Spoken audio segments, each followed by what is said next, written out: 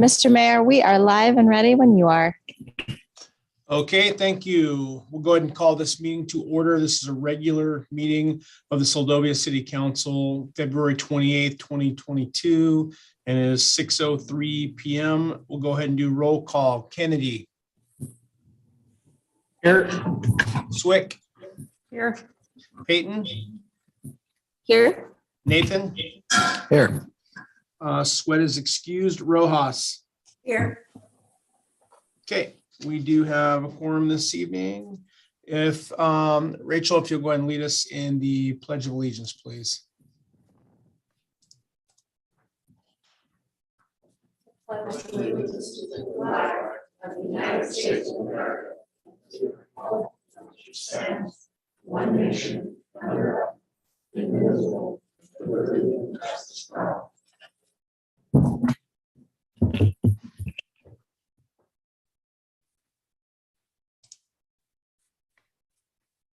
Okay, thank you. Excused absences tonight. We have one that is Sweat. Item D, agenda approval. We'll go ahead and look for a motion to approve tonight's agenda. I'll make a motion to approve tonight's agenda. Okay, do we have a second? Okay, we have a motion by Rojas to approve tonight's agenda. Was that second by Swick or Peyton? Peyton. Okay, second by Peyton. Any further discussion on the agenda before we vote? Okay, we'll go ahead and vote on the agenda approval tonight. All those in favor, Kennedy? Aye. Swick? Aye. Peyton? Aye. Nathan? Aye. Rojas? Aye. Okay, motion is approved 5-0. Item E, consent agenda. All items under the consent agenda are approved with a single motion, no discussion, and one vote.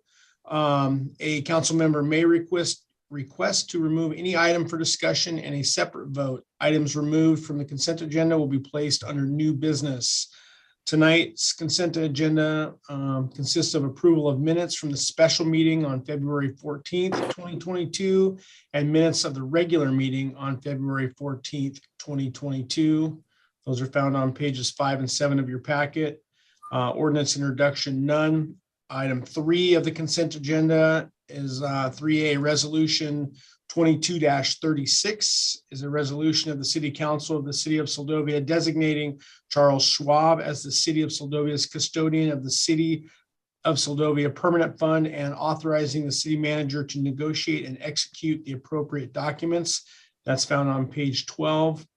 Item 3B, resolution 22-37, a resolution of the City Council of the City of Soldovia adopting the City of Soldovia policy regarding the city's use of the Alaska Municipal League Local Investment Pool, AMLIP, as a custodian of city funds. That's found on page 57. And item 3C is resolution 22-38, a resolution of the City Council of the City of Soldovia approving the request for proposal document number 01-2022 for water and sewer infrastructure grant writing services. That's found on page 59 of your packet. And then the last item of the consent agenda is item 4A. This is action memorandum 22-04, recommending the appointment of Jan Yeager as the representative for Soldovia to the Kenai Peninsula Economic Development District, otherwise known as KPED. That is found on page 70 of your packet. Okay, does any member at this time wish to remove any of these items off of the consent agenda before we vote?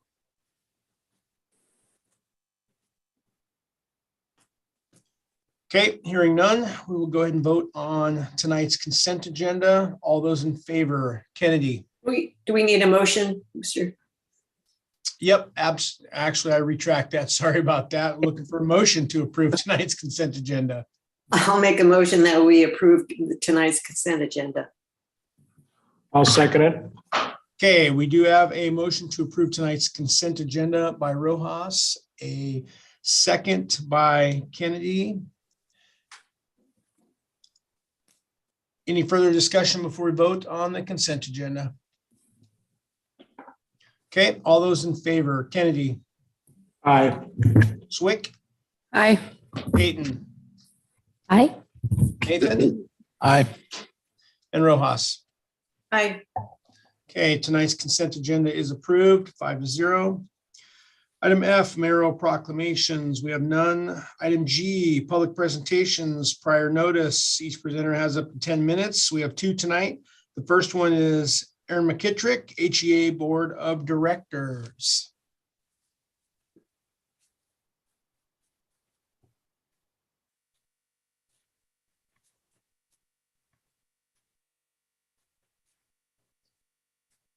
Is that Mike? We're not getting any feedback through the audio.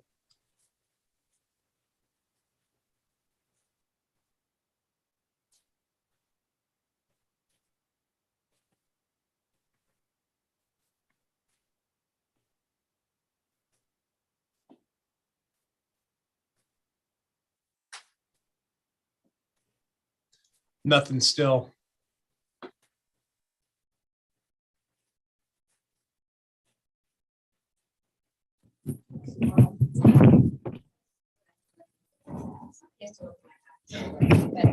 Okay. Well, does this work? Yep. Okay. Yeah, we got you now. Okay, I've got Heidi's.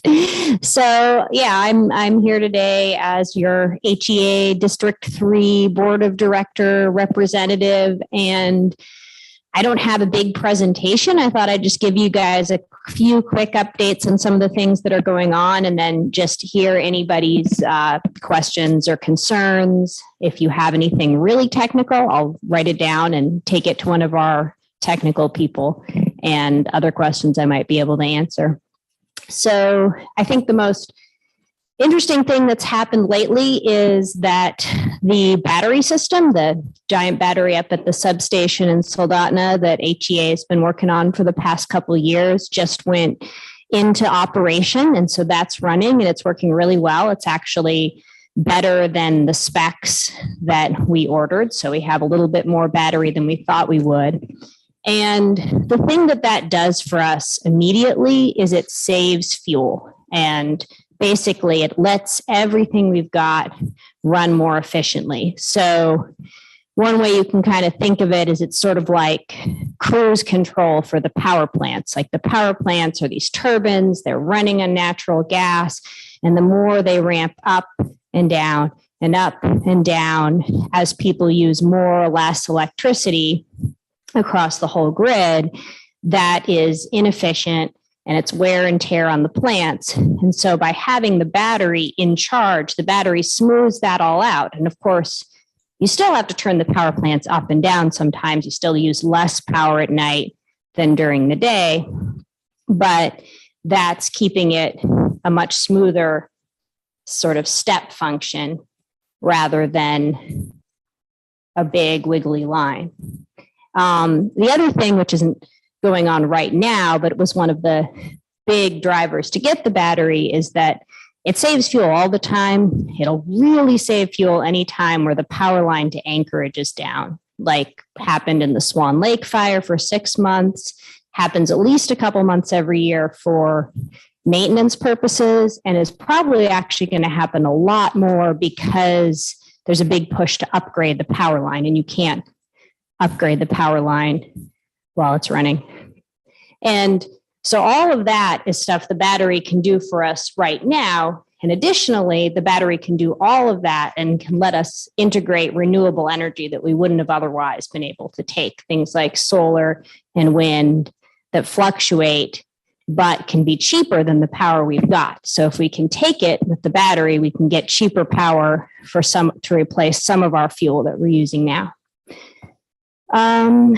So that's one thing that's going on. Let's see. Anything else? I think another thing that's especially relevant to us here, but is kind of in the sort of hope you get federal money end, and so may or may not happen, is HEA would really like to, instead of having what we have now, which is one power line that comes from the Homer side underwater and then splits and goes to here and goes to Halibut Cove, they'd like to replace that with a loop. So there'd be one line going to Halibut Cove, one line going to Port Graham, Nanwalek. We'd be at the middle and be a loop.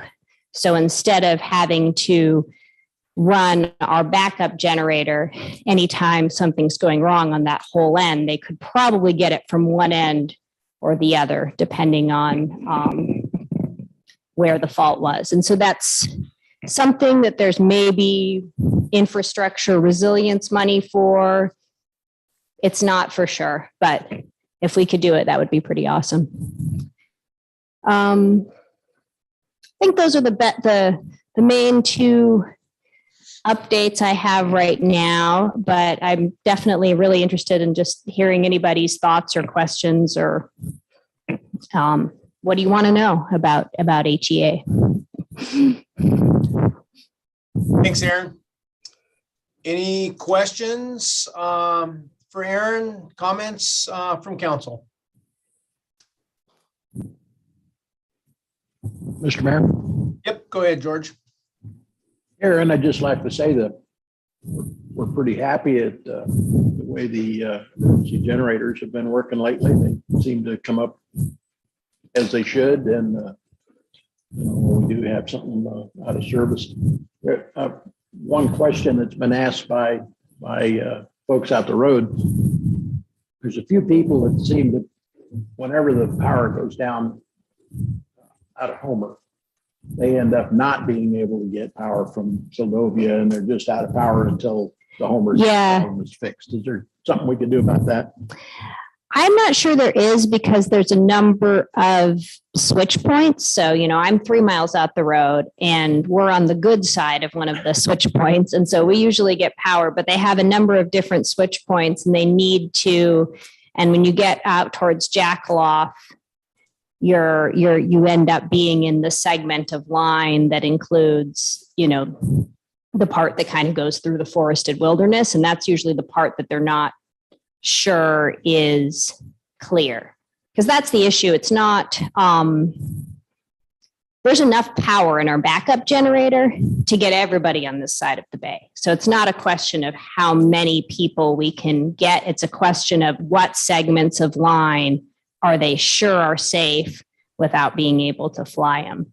And so town, they can usually get, 1 or 2 steps out, and then you get into places where the trees blow on the lines, and then you're in the segment that it might be possible to move some of those switch points, but those are, you have to, I think those are actual, not free pieces of equipment that let you isolate and cut off those lines. So I can ask, but I think that it's just hard to get everybody. Little Jackaloff and Little Tutka tend to be out of luck too.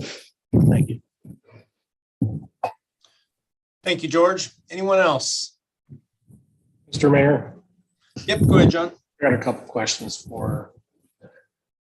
So just to familiarize myself a little bit, you're saying that all your generation comes from gas generation, no electric?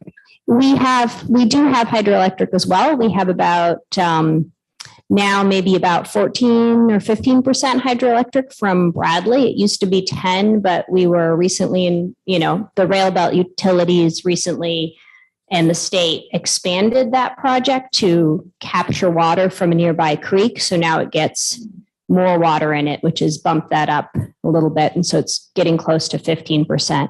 Bradley itself is a quite large hydroelectric project, but because it's shared with all the other utilities from here to Fairbanks, we only get 12% of its output.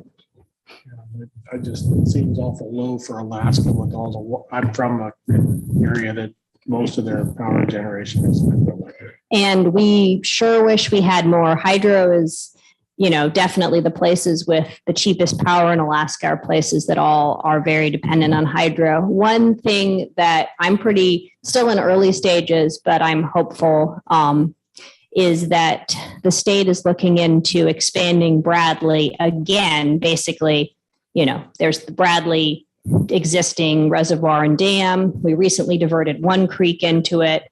And now the state's talking about diverting one more creek into it, up by the Dixon Glacier, which should give more water into that.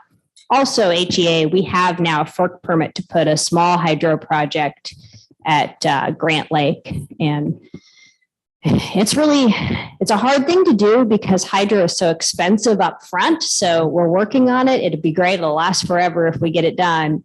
But it's, a thing that'll be much easier to do if we can get grant funding for it. So we're working on that. What is HE and the state of Alaska looking at as far as solar? I realize that it's a limited window for us in Alaska, but and maybe incentives for property and owners to move in that direction as well. Well, it's actually surprisingly works out. I was really surprised that, I guess because the cost of panels have come down so much that people now at a utility scale can make projects here in Alaska that get solar power cheaper than natural gas power. And there was a contract recently signed with an independent power producer, like a private company building a solar farm, and Matanuska Electric up in the Mat-Su Valley.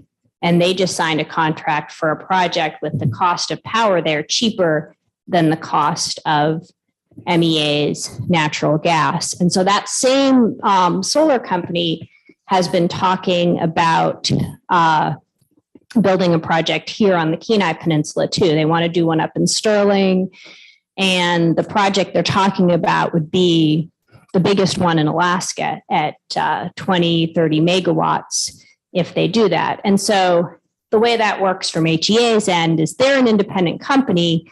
So they're going to, at some point when they get everything figured out, come to us and we can negotiate a contract. So we'll look and see, okay, is this a good deal or is it not a good deal? And if it is, we'll basically sign it to buy power from them, and then we don't have to build or maintain it. And obviously, I think those are great, but the big question I had was for private businesses and homes to be able to supply their own power and in turn sell their surplus back. so we have the net metering program. Do you know about that? So you can already do that. I have solar panels, up at my house up at 3 miles. And so anybody, I think it's less than 25 kilowatts. So basically anything you'd want to put on a home, you can put on, you can interconnect. The system's pretty well set up. We have more people, more percentage of our users with solar panels than any of the other utilities on the rail belt. So it works pretty smoothly. What you get if you do that is you get, basically to a straight subtraction for the power you produce up to a certain point. So we have a system delivery charge that's basically the charge for being connected to the grid. So if you're producing so much power that you don't really need to buy any, you still need to basically pay $45 a month or so as I'm connected to the grid and using you as a battery fee. Okay. The other thing is you can get a line, the HES also have a line of credit program, basically low interest financing that covers all kinds of things, including solar panels, including heat pumps, including any electrical appliance, pretty much, and chargers of different kinds. Okay. What is it over interest rate? I think it's 4.5% right now, something like that. I can look it up on my phone in just a minute. It's the HEA line of credit program.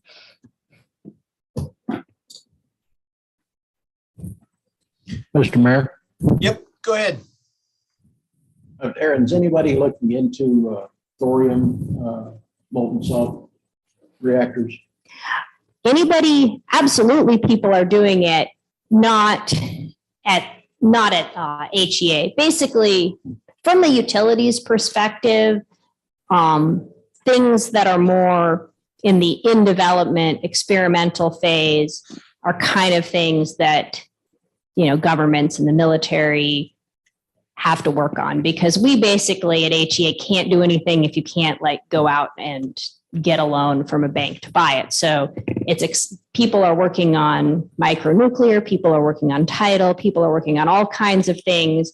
And if they get to the point where you can go to a bank and take out a loan and build a project, then we can look at it as utility. But now none of that stuff is there yet. So you pretty much have fossil fuels, hydro, wind, and solar is pretty much the options that. The Chinese are bringing 2 plants online right now, and the US government stuff since the 60s. Right. And that's kind of the role, I think, of places like government and national labs, is they get the technology to the point where it's affordable for someone like a utility to use it. Oh, yeah. Okay, so it's 5.07% as of this month. Thank you, Laurel.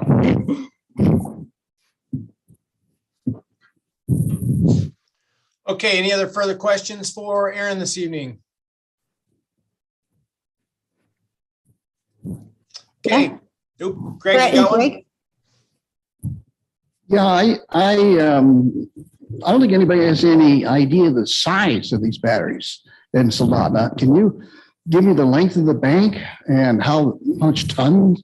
This is a heck of a bank. They are really big. So they are basically, energy wise, they could, if we had, in the summer when the load is lower, they could run the whole entire Kenai Peninsula for a couple hours. And size wise, like there's 37 of these packs, and each of them is maybe a little longer than this room and maybe about the width from me to you. And they're mega packs, and they're sitting on, they're really heavy. So they're sitting on these like giant, reinforced concrete pads.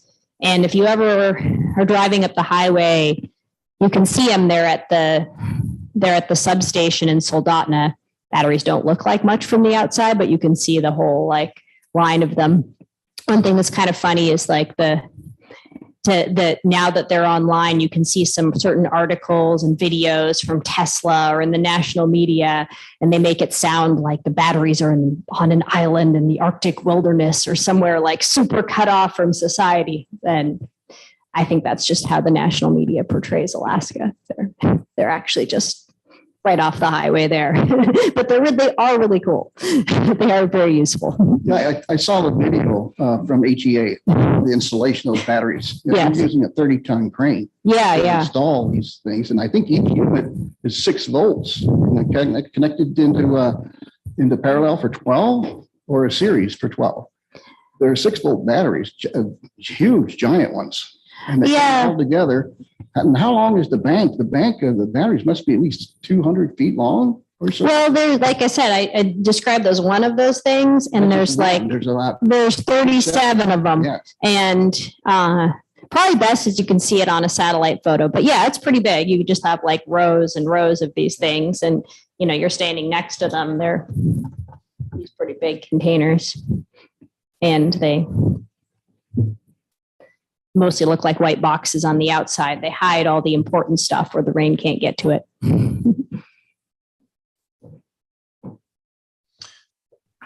Great. All right. Well, thank you, Aaron. Appreciate it. We haven't seen you in a while, so we appreciate you coming in tonight, giving us an update, and I look forward to seeing you again in the future here.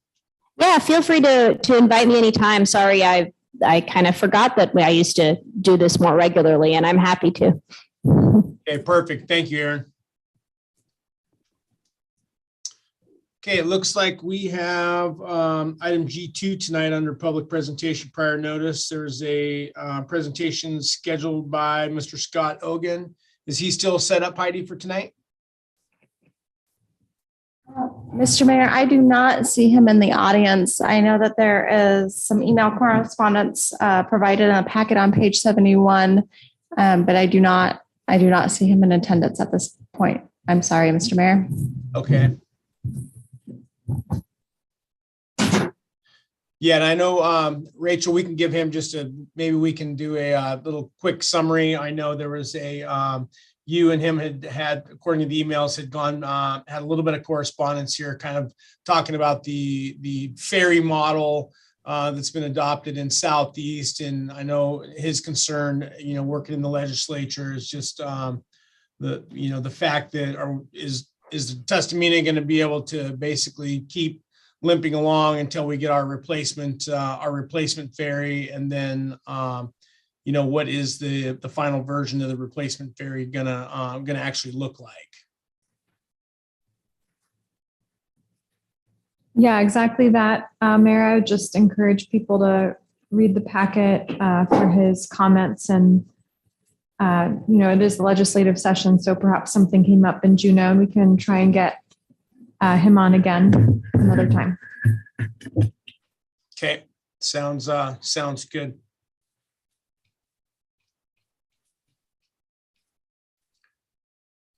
Okay, with that, then we'll go ahead and move on to item H, public presentations for items not on the agenda.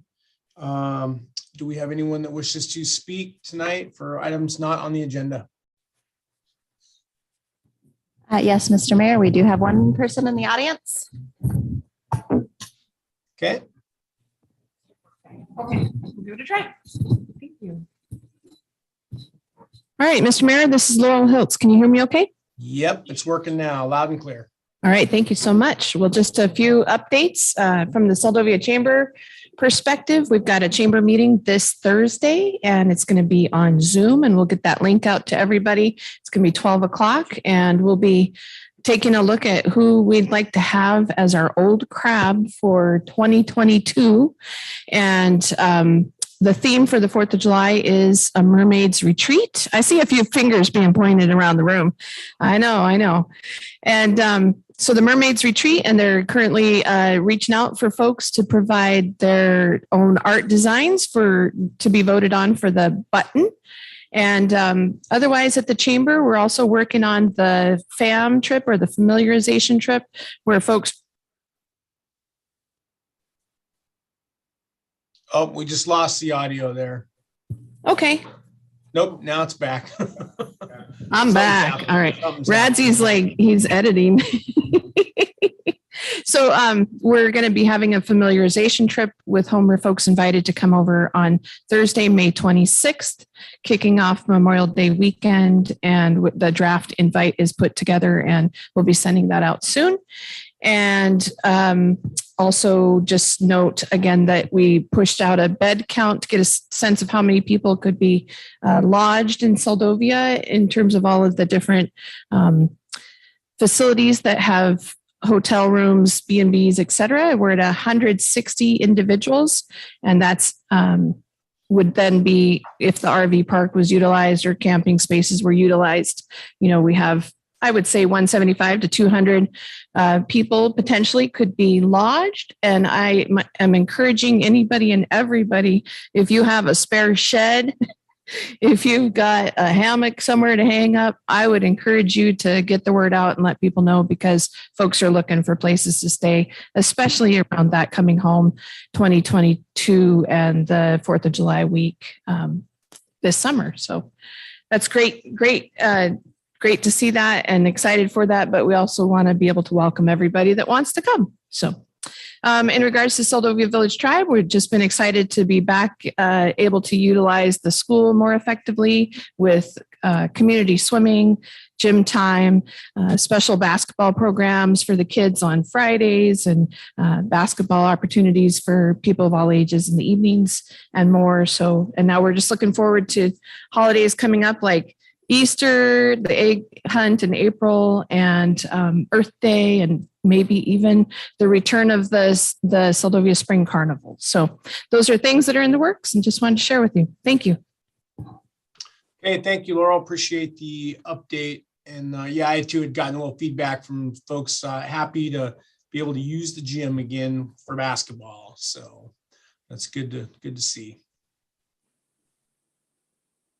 All right. Do we have anyone else this evening that wishes to comment, Heidi?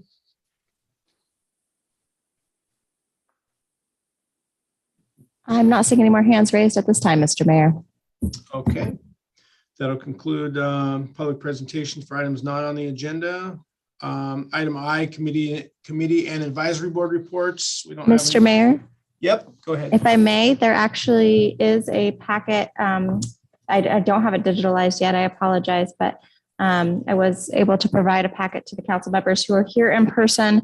And there's one available for the public as well that came from Dr. Zink he's our representative for the Prince William Sound RCAC. So it's just their year in review for 2022 report and a letter, 2021, and a letter that he provided that speaks to that report. So that'll be here and available for you upon your return. And I can get copies to anybody who needs it.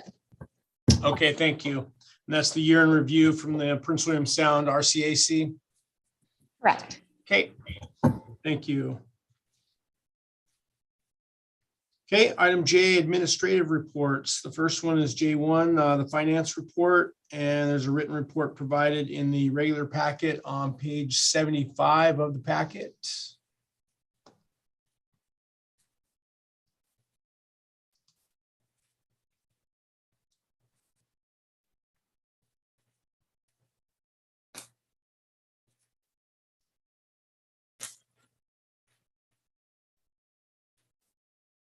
Okay, any questions from council on the finance report tonight? Rachel, did you have anything that else that you wanted to add? Mayor, I would just call out that our FY21 audit was completed the week of February 7th through the 11th. And so the FY21 audit document will hopefully come before the council the end of March or beginning of April. And we have already scheduled our FY22 audit review for August of 2022. So we'll get that information out sooner. Okay, awesome. Thank you. Yeah, I saw that on the very last note there. So appreciate that. Okay, any other comments on the finance report? Okay, we'll go to item J2, Chief of Police report, and this is on page 79.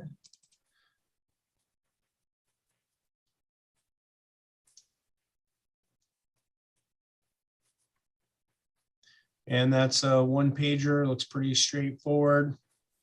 Looks like 46 calls for service, 35 in the city, 11 out of the city.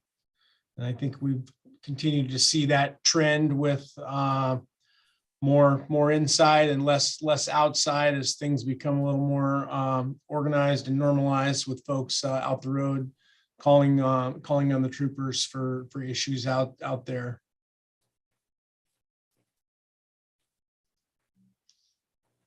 Okay, any questions, comments on the Chief of Police report? Okay, we'll move on to item J3, Harbor Master's report, and this is also in the regular packet on page 80.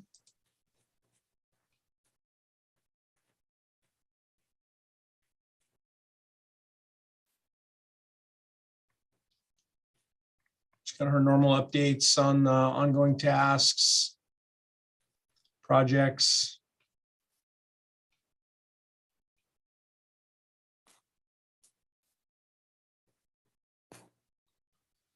Some training. And maintenance. And then of course, she'll be involved as well with the all the mortgage discussions when we get into the budget cycling. Mayor, if I may. Yep, go ahead.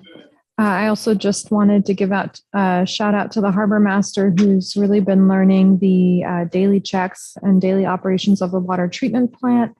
She's allowing our lone water treatment plant operator, Jordan Cameron, to go on personal leave because we have a local staff member, our harbor master, who's been learning the ways of the water treatment plant so that we have redundancy and backup within staff for how to operate the plant. And so starting, I believe this Thursday, our harbor master will be also our water treatment plant operator. So please tell her thank you for stepping up to help the city and building some of that back up and operating our water treatment plant. Rachel, I have a quick question for around that. Is the long-term goal to work towards getting her certification in that, or is this just a short-term kind of one-off, or what's the plan on that? Yes, Mayor, that is the long-term goal of getting her certified to operate the water treatment plant. I could see that being more of an off-season winter, spring activity. And then in the summer, being more 100% at the harbor, but then yes, transitioning to be more of a part-time harbor water treatment plant employee for the city in the off-season. Okay, perfect. Thank you. Anyone else, any questions on the Harbor Master's report?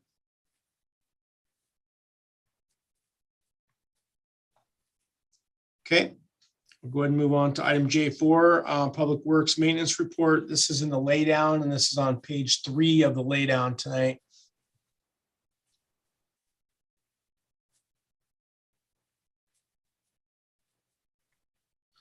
Looks like they've got the ongoing projects, completed projects, and I do notice that the flatbed to garbage rig conversion is listed under completed. So looks like we'll have a new garbage truck here.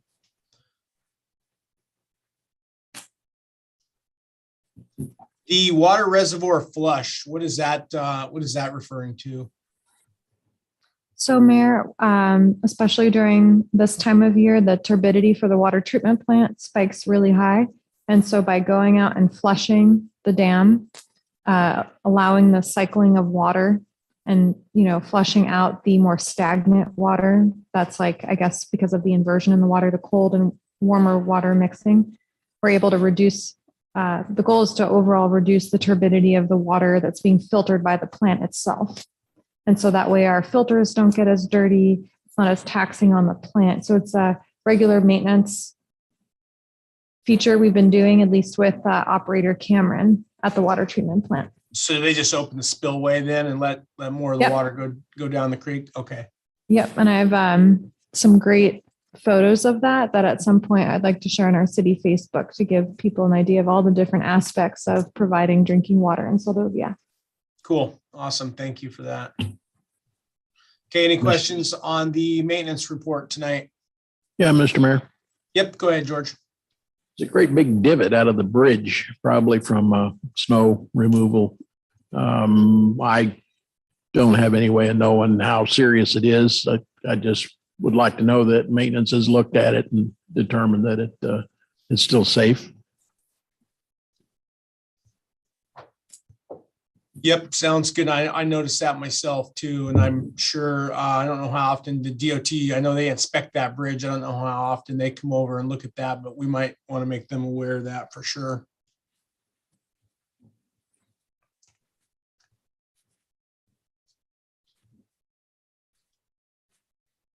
Okay, any other questions, comments on the maintenance report?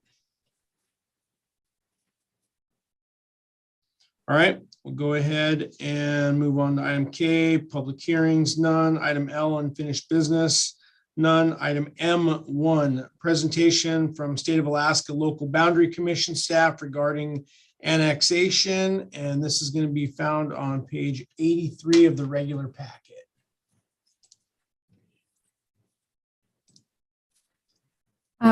Thank you, Mayor. I'm just going to give a brief introduction to all of the enclosures that are in council's packet for this evening's meeting before the staff to the Local Boundary Commission, Jedediah Smith, takes over to give council just a brief bird's eye view of annexation. This topic has come up before the city a couple times, most recently from a Mr. Hugh Smith, who submitted a letter regarding his request to be annexed. That's what you can find on page 83. And then on page 87 is a response from the city, just letting him know that we were going to have this discussion with the state regarding the process of annexation. And if he wants to offer any comments after the presentation, he's more than welcome to. Then Mr. Smith provided other resources, including on page 88, the process of annexation as a flow chart. Pages 89 through 92, frequently asked questions section of annexation. Page 93, planning and preparing proposals for annexations. Page 105, a timeline for annexation to give council a sense of the timing of annexation proposals. And then I received this from our former local government specialist and included it in the packet just so council could see how extensive annexation proposals are. So on page 106 and 107, you'll see what I believe is the city's latest annexation endeavor, which was from 1993. On page 106, you can see a map of the annexation that occurred in 1993. And I believe that was when the airport was factored into Soldovia, in addition to some other waterfront properties. So with that, I'm going to turn the mic over to Mr. Jedediah Smith for that bird's eye view presentation. Thank you, Rachel. I hope it's okay if I don't have my camera on. Yep, that's totally fine. Poor lighting issues here. You guys don't need to see me anyway. Thank you for having me. My name is Jedediah Smith. I am a local government specialist and staff to the Local Boundary Commission. The Local Boundary Commission is a 5-member commission appointed by the governor, each member from the 4 judicial districts across the state, and then 1 member at large who serves as the chair. A man by the name of Larry Wood is the current chair of the Local Boundary Commission, and we actually have 1 vacant seat from the 2nd Judicial District, which includes Nome, Kotzebue, and Utqiagvik area. The Local Boundary Commission, as you all are probably aware at this point, adjudicates any municipal boundary change, anything from borough incorporation, city incorporation, city annexations, detachments, anything that involves a municipal boundary change. And the reason for that, the framers of the Constitution established this process, was that because municipal boundaries are a matter of statewide interest and concern. They're not simply a matter of local interest and concern. We recognize that local people have very much a keen interest in, either seeing their boundaries remain the same or perhaps expanding them. But those issues are not simply to be left up to the folks who live in that area. And the reasons for that are myriad. But for that reason, 2 basic processes for changing a municipal boundary were established in state statute, one of which is called the local action method. And the local action method does provide for the ability for folks in the community to vote on a potential boundary change once a petition has been approved by the commission. The other process is what's called the legislative review method. And once the Local Boundary Commission approves a petition to change a boundary, that decision then goes to the legislature to take action or not to take action on that, rather. And the reason for that, again, is so that these questions or interests of statewide interest and concern are kind of given over to a more neutral body to really sort of weigh all of the pros and cons of that boundary decision once that petition has been forwarded by either folks in the community or the local government, such as yourselves. So that's just kind of a brief description of the process and who the Local Boundary Commission is. I have been working for the Local Boundary Commission for almost 3 years now, but have been working in other areas of state government for over 10 years. I've had a few, in the last 6 to 8 months, I've had a few conversations with different folks in Soldovia. Most recently, though, your city manager, Rachel Freelander, she was really good about kind of giving me a sense of what all you might be considering at this current time, and it sounds like it's possibly a subdivision that you're looking at maybe annexing with the consent or actually the request of the developer and the owner of that parcel. Boundary changes, the local boundary commission has considered boundary changes anything from, 1/10 of an acre to upwards of 900 square miles for a city. So boundary changes have taken place of all different kinds of sizes, and certainly they are more complicated the more diverse the stakeholders. When you have multiple property owners involved, it certainly can make things more complicated. I think the point I just want to drive home tonight is that even with a single developer who is interested in having a single parcel or a single development annexed, there are regulations and provisions that provide for that certainly streamline the annexation process. But overall, the annexation process, whether it's through this type of unanimous consent or a local action method or a legislative review method, is still probably anywhere between 6 to 9 to 12-month process because it requires numerous steps, which I've included a general timeline in your packet. It requires public notice. It still requires comment from the public. It still allows for the opportunity for respondents to submit briefs on a petition. It still requires the local boundary commission staff to write a report on the annexation, all of that before the commission itself even considers the potential annexation.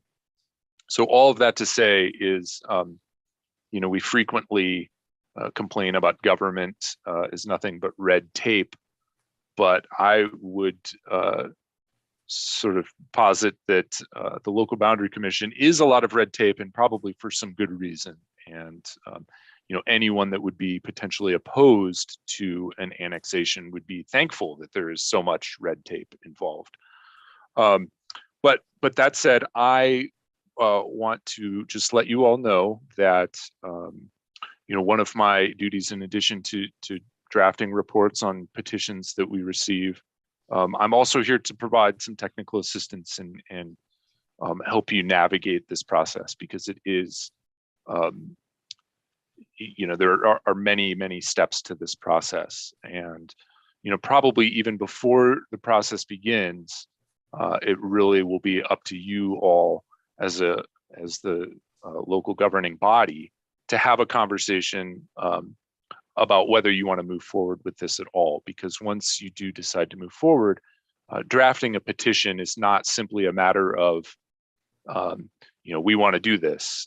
There are a number of statutes, a number of regulations listed in the administrative code that must be addressed, all with regard to, the need. Does the area being proposed for annexation need the city? Does the city need the area proposed for annexation? How are the health, safety, and welfare generally going to be impacted? Does the character match, the current boundaries of the municipality? Are there resources available for this annexation? So, those are all listed in regulation, and I think your information packet has more details on that. Kind of a final point I want to sort of drive home is that should you decide to go down this road, a question that does frequently come up is, what are you then obligated to do? So let's say you do annex this property, and it becomes, the local boundary commission approves that, and it becomes part of the city. What then are you obligated to do? Are you required to extend utilities? Are you required to provide, all of these other services that the current city receives? And the answer is sort of, but not necessarily. The local boundary commission has no regulatory authority once an annexation's been approved. We're not going to come down to the city and say, hey, you said you were going to provide this utility extension and you're not doing it, so we're going to undo this annexation. That does not happen. So it did sound to me through earlier conversations that you all are sort of in the process of trying to determine whether maybe your utilities have the capacity, doing an engineering study to see if it has the capacity to expand to a potential area. A sort of negative engineering report wouldn't necessarily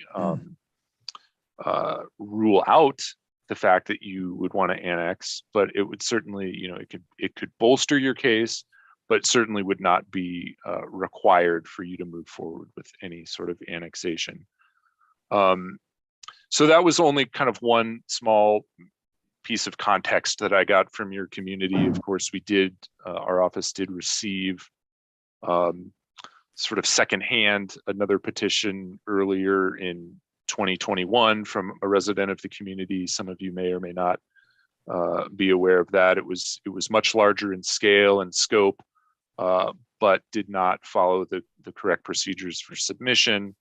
I've had a number of conversations with that resident about how the process works, and I just want to let you all know that I am available to you all as the council, as well as to any resident of the community for any sort of questions you may have about this process. But I don't want to take up too much more time because there's so many more details, and I would be more than happy to take phone calls or emails from any of you about all of this. So thank you very much. Thank you, Jedediah. I appreciate that. Yeah, lots of information. Obviously, our packet has a large amount of information, and I'm sure, like you had alluded to, this is only the tip of the iceberg for this process to even get started. After a positive, council action to decide whether or not to even go down that road. So appreciate your presentation, and we'll go ahead and open it up to what we've got you here. If there's any questions or comments from council first, and then we'll go to see if there's any questions from the public. Yes, Mr. Mayor, if I may. Yep, go ahead, Vivian.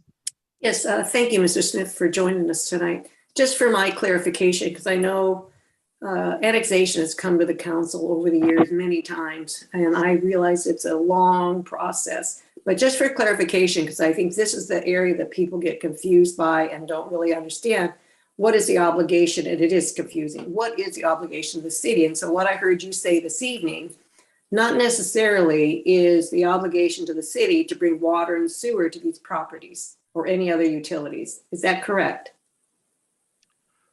I guess I would say that probably depends.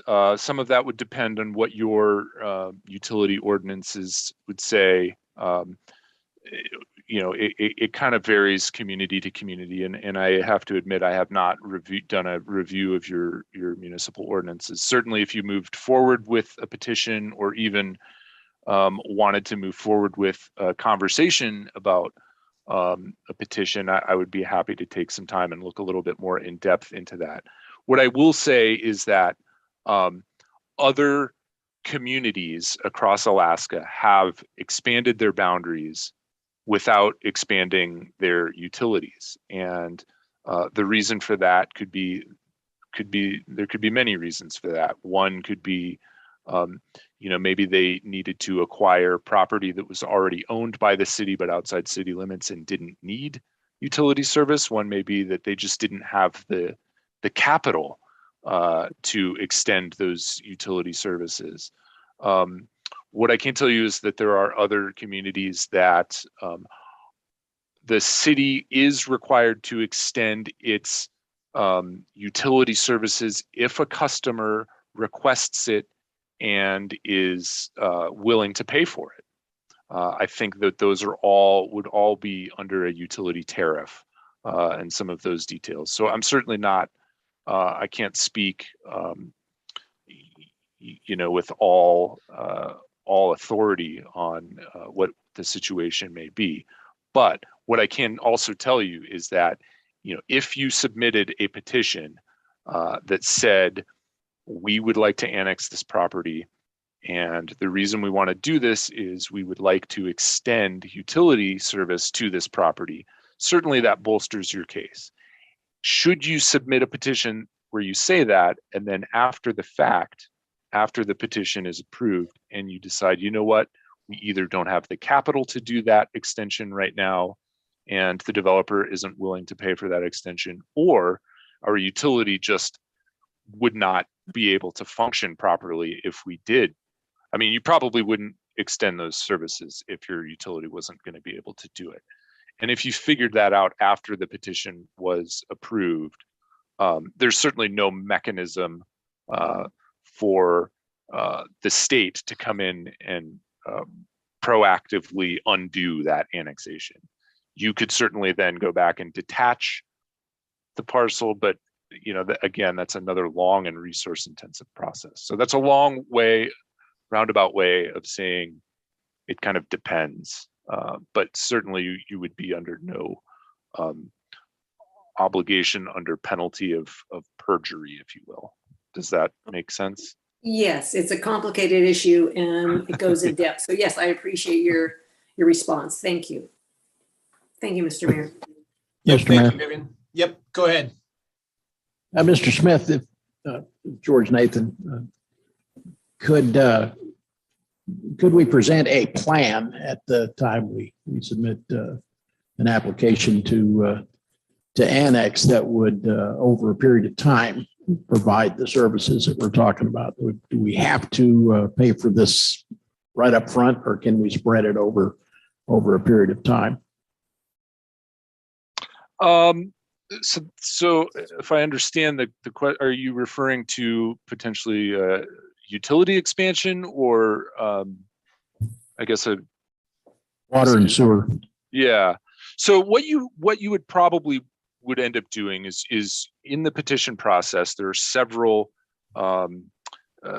pieces of the administrative code that lay out the what are called the standards for annexation. They include describing your need, describing the character, describing the resources, the population. And then there's a component of the petition, what's called the transition plan.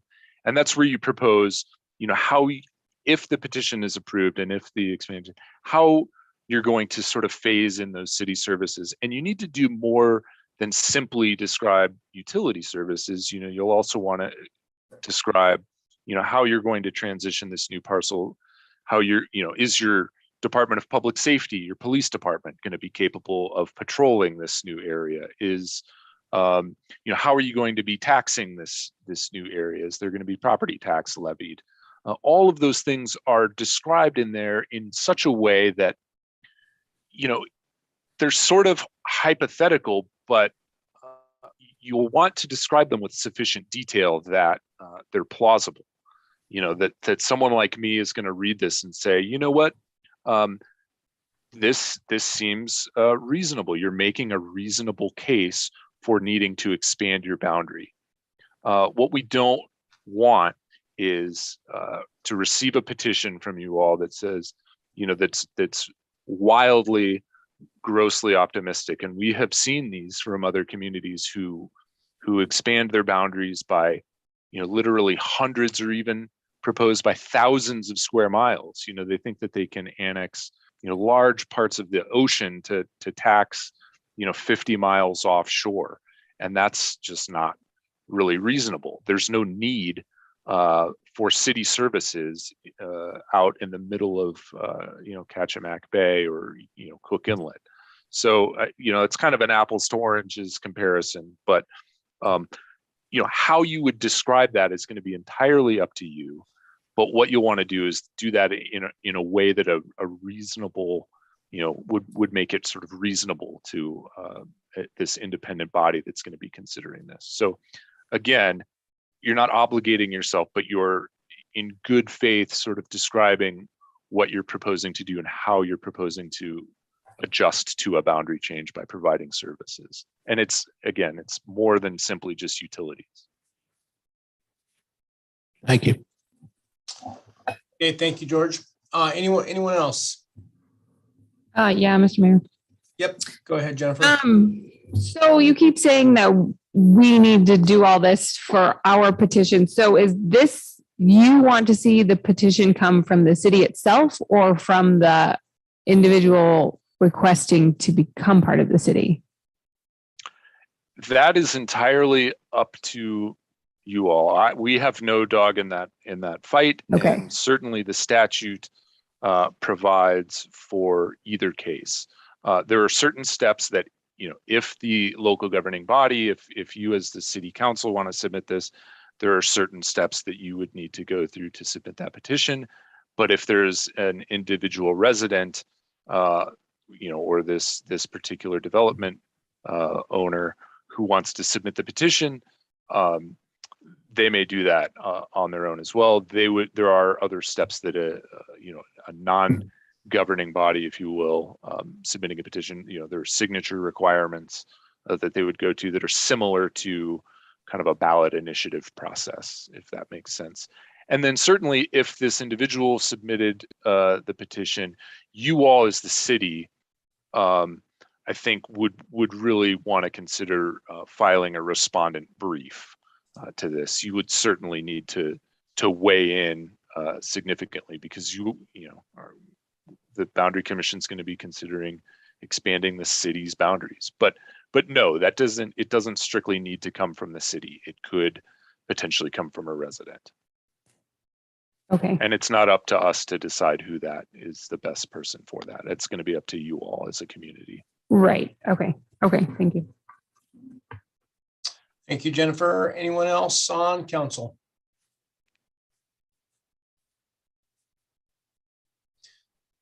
Okay, anyone from the public that wishes to ask a question or have a comment while we have Mr. Smith on the line here?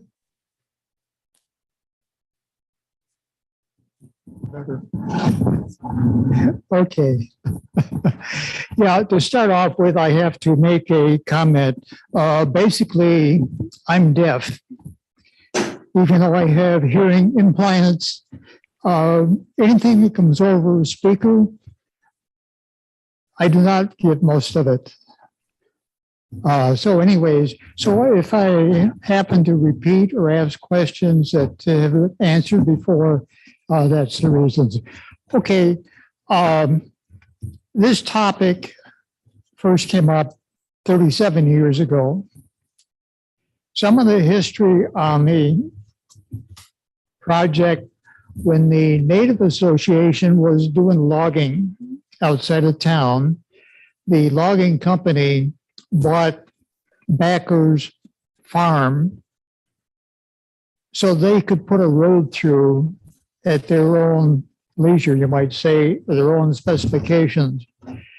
During the process, the logging company went into bankruptcy. And Jim Hopkins and his mother and myself had an opportunity to put a proposal in to buy part of the property. After they came out of bankruptcy, they accepted our offer. And when the previous owners owned it, they had plans to subdivide it into residential lots. So when we got the property, there was already a subdivision tentatively plotted. I was interested in residential lots. Hopkins was interested in a source for rock.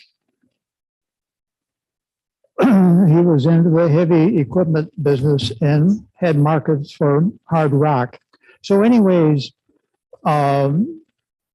at the time, 37 years ago, we approached the city possibility of acquiring water from the city. And the city basically said, no, you're outside the city. We don't want to talk to you. At that time, there was an entirely different philosophy in the town. number of people did not want to see any additional people come to town. To give you an example of this, the city had a land sale to sell some of their land across the slough. I happened to pick up lot 42. It was the largest lot that they had. It was about 5 acres. And I wanted to subdivide that. And going through the process, it had to go before the city planning and zoning. There were members of the planning and zoning committee that were opposed to a new subdivision inside of the city limits because it would increase the traffic on Augustine Avenue. And that was the kind of the philosophy that a number of the people in town had. They did not want to see any additional people. So anyways, moving on, I had the opportunity to build a maintenance shop for the DOT people. So I came up with a plan and started building. It was outside the city limits. I asked the city, can I get water and sewer from the city? And their answer was no, we don't want you to sell your water. So I put in a 500-gallon tank, and I was able to fill that tank probably 2 or 3 times a year. For sewage, we put in a septic system. Had the city been willing to annex us at that time, they have lost probably $40,000 in revenue since I built that building. They just didn't want to add anything to the city. So anyways, continuing on, before the borough would accept our subdivision, it had to go through DEC. Part of the subdivision is wetlands. Part of it is close to Fish Creek, which is a salmon stream. They have fairly strict restrictions on how you handle the septic system. You cannot discharge the effluent into Fish Creek. You cannot discharge it into wetlands. But we had to submit a plan to DEC how we were going to handle this septic system. And we just had designed by a professional engineer a septic system which would handle the entire subdivision. Now, when I speak of the subdivision, there are 2 subdivisions. There's the Hopkins and there's the Smith. The Hopkins basically is where Jim Hopkins has his facilities now. I'm across the road. So my section is basically the subdivision.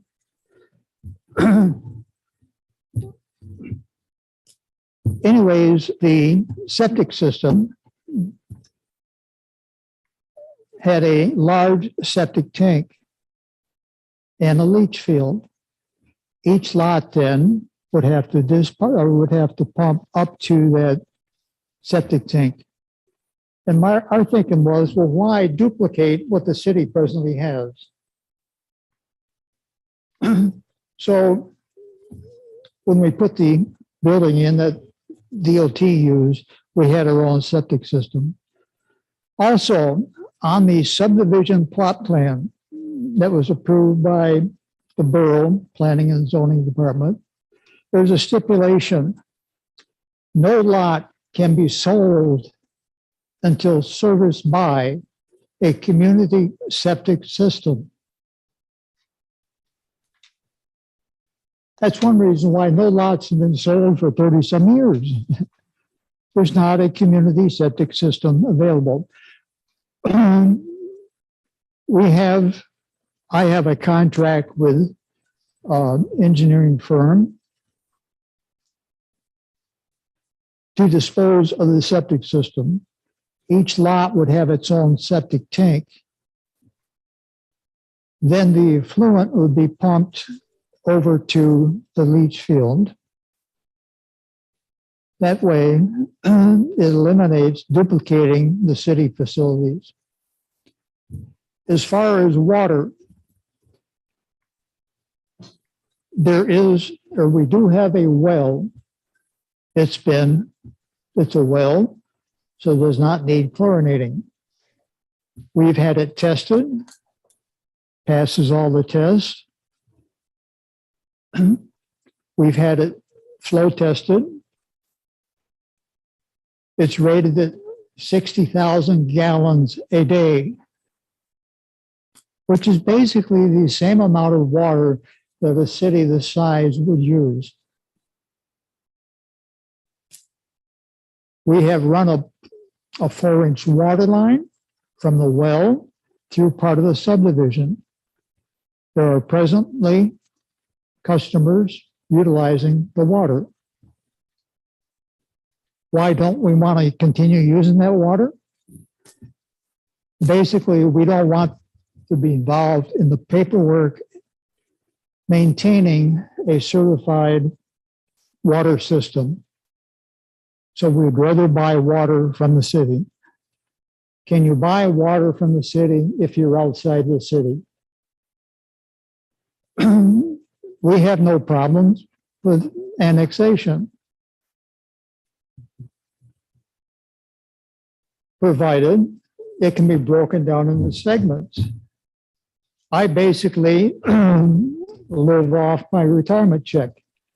If the entire subdivision was annexed and taxed at one time at the city rate, it would cost me, $5,000-6,000 a year just in city taxes.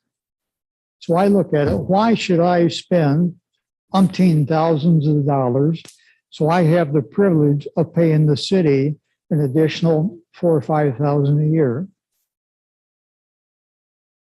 Now, I'm in a position that I can put in the septic system. We would like the city to allow us to tap into the city water supply. I have a contract with a professional engineering service to design the septic system and design the water system. These will both have to go through the Department of Environmental Engineering stuff. So basically it boils down to, yes, we'd like to join or go through the annexation process. There's only 3 people involved, name-wise. There's myself, Jim Hopkins, and then there's one property owner. All 3 of us are in favor of annexation. All of us are in favor of city water and sewer. It's just that the city, over the years, has never expressed an interest in allowing us to join the city. Yes, you can join the city. We'd love to have your taxes, but we're not going to help you. Basically, is the attitude that they've expressed to me. I think now we have an entirely different environment in the city.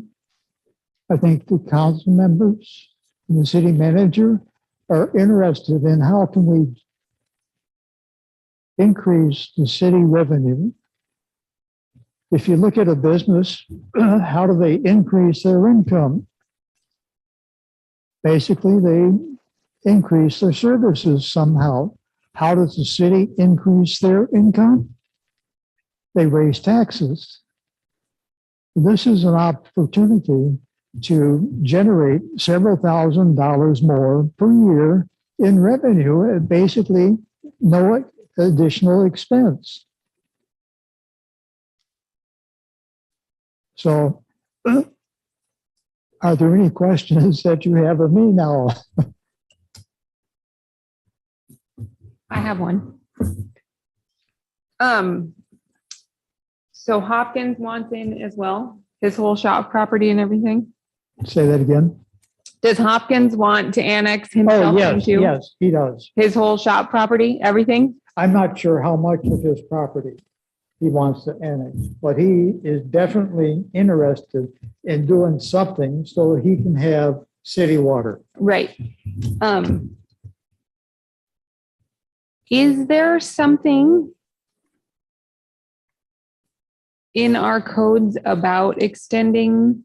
I know you said you had asked about tapping into the water for your shop. Is there something in our codes that says if you're within so many feet? I feel like I remember something about that, maybe not. Through the mayor, Councilmember Swick, as far as I've seen it for the city, it is not in the best interest of the city to extend services outside of our limits. So we want to first, and I think that it might even be in code, we want to first have people be in city limits and then provide service. Right. Okay. And then you said something about doing it in phases. Need what? Will you want to do it all at once, or you said something about doing it in phases? Oh, no, I can't financially afford to do it all. Oh, But if you, I think you probably have, what, page 84? mhm. If you look at page 84, the water line that we put in comes up to Mountain Brook Road and Rocky Street from the well. Okay, the plan is to extend it down Rocky Street and then go down Echo Way. And that would provide water for about 12, 15 lots. And I look at, there's a market, you might say, for low-income families. And I look at building basically 2 structures a year. So that section then would take probably, I don't know, 5, 6, 7 years to complete. Then I also look at my age. I'm closer to 90 than I am 80. So I cannot physically envision the entire subdivision being serviced by water and sewer while I'm alive. But I look at where is the city going to expand to?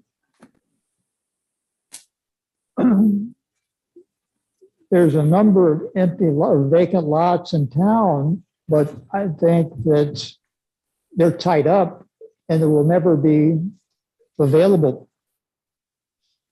I had an opportunity basically to sell this entire subdivision to the same party.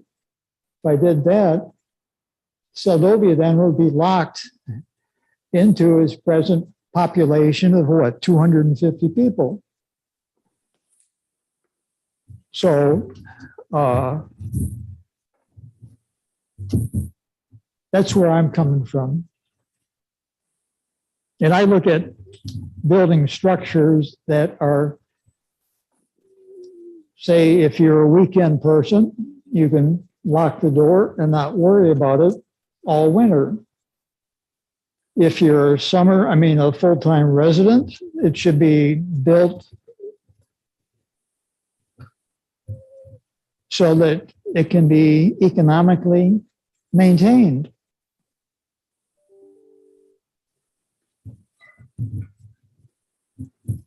And I don't see that these particular lots would be, desirable for $1 million houses.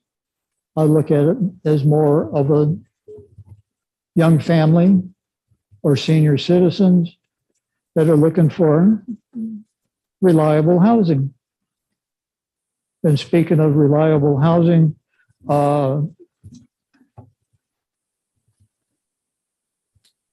with the present world situation, trying to conserve oil and things like that, a number of cities now have banned the installation of oil or gas-fired heating systems in new residential construction. What's the alternative? It's super insulated buildings using heat pumps. And that's practical here.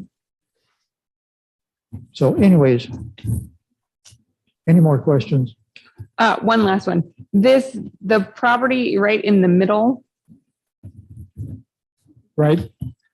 what, it's platted with no access. Why did that happen?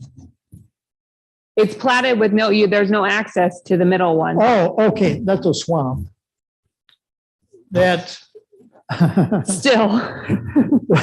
that is something that you can't even walk across it. Right.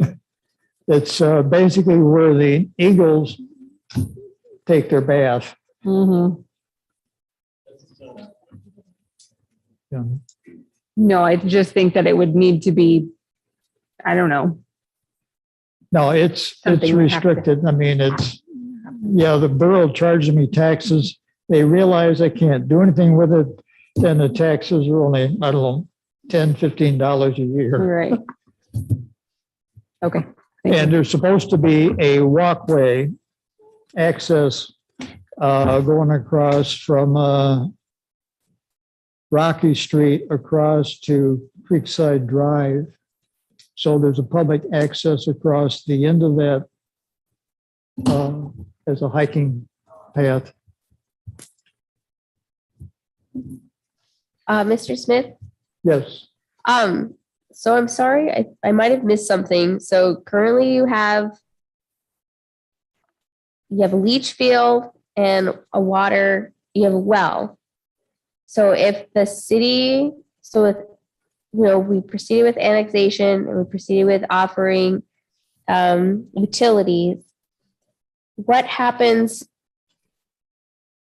with the leach field and the well? Okay, your present septic system was built, 89, something like that, this present tank. And it had a life expectancy, they projected it would meet the needs of Seldovia for something like 20 years. Well, it's past that 20 years. So before DEC would allow many more customers, the city is going to have to upgrade the septic system. And the proposal I have with my engineers is that each residency, each lot would have its own septic tank. It's up to you to pump that tank if it needs pumping. I would take care of the effluent, which there are some lots that are dedicated for a septic disposal site. Lots 30, 39, 37, and 38 are reserved for a septic disposal site. And this all has to be approved it has been approved by DEC.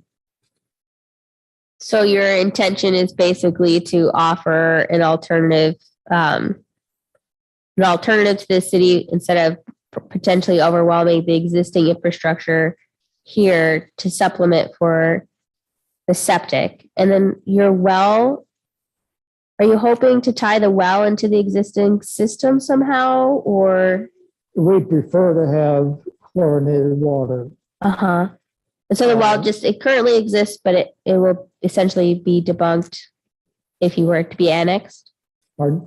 So the well continues to exist now, but if you were to be annexed, it would Hopefully we can obtain city water sometime this coming summer. Yeah. Okay. I was just wondering if you had But we've got the present well we can use.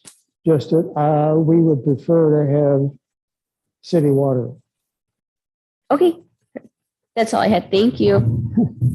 Okay, real quick here. I think I want to jump in here. We're kind of getting off topic here. So there's a lot of details we're discussing right now, and we're kind of way off topic from that. The goal tonight was to have a presentation regarding, the annexation and the process and stuff. I think in order to make best use of our time, if we have any more questions for Jedediah Smith with the local boundary commission, we can ask that. And then I think going forward here, I think this is going to have to come back as another action item, obviously, for the council to consider. And before we can even do that, we're going to need, everything we talked about tonight, we're going to need some sort of outline plan, that basically just is drafted and answers every one of these questions, right? Answers all this stuff, talks about maybe when we start getting into some of these annexation standards, briefly touches on that. There's definitely a lot of information that needs to be compiled, just even as a draft before we get into the application, something for the council to consider, and then the council would take action. And then we would start working, decide how the document, the application is going to be developed. So I don't want to get spend too much more time getting in the weeds on details when that's we got a lot of other things to cover here. So, but we understand the gist of this. Hugh, I appreciate your comments, and I know I've talked to you before on what your goal is here. I think you've talked to a number of council members. So let's see, is there anyone else from the public that wants to have a quick comment on this? And then we'll bring it back to council and see if we have any closing comments and anything else for Mr. Jedediah Smith. Anyone else from the public? I'm not seeing any more hands raised at this time, Mr. Mayor. Okay, let's go ahead and bring it back to council. Council, any closing comments, questions for anyone or for Mr. Jedediah Smith? Mr. Mayor. Yep, go ahead, George. I'd just like to cap off Mr. Smith's comments. I've heard over and over and over that one of the things the town needs is some low-income housing, and the idea of developing your property in pieces in different phases so that it's biteable for you as well as the city providing the services. It sounds like you're hitting a home run there. I hope that we can overcome the hoops that we're going to have to jump through. And thank you much for showing up, Hugh. Appreciate it. Anyone else on council? Yes, Mr. Mayor. Yep, go ahead. Yeah, I'd like to thank Mr. Smith and actually, I guess we have two Mr. Smith, Mr. Jedediah Smith for coming tonight.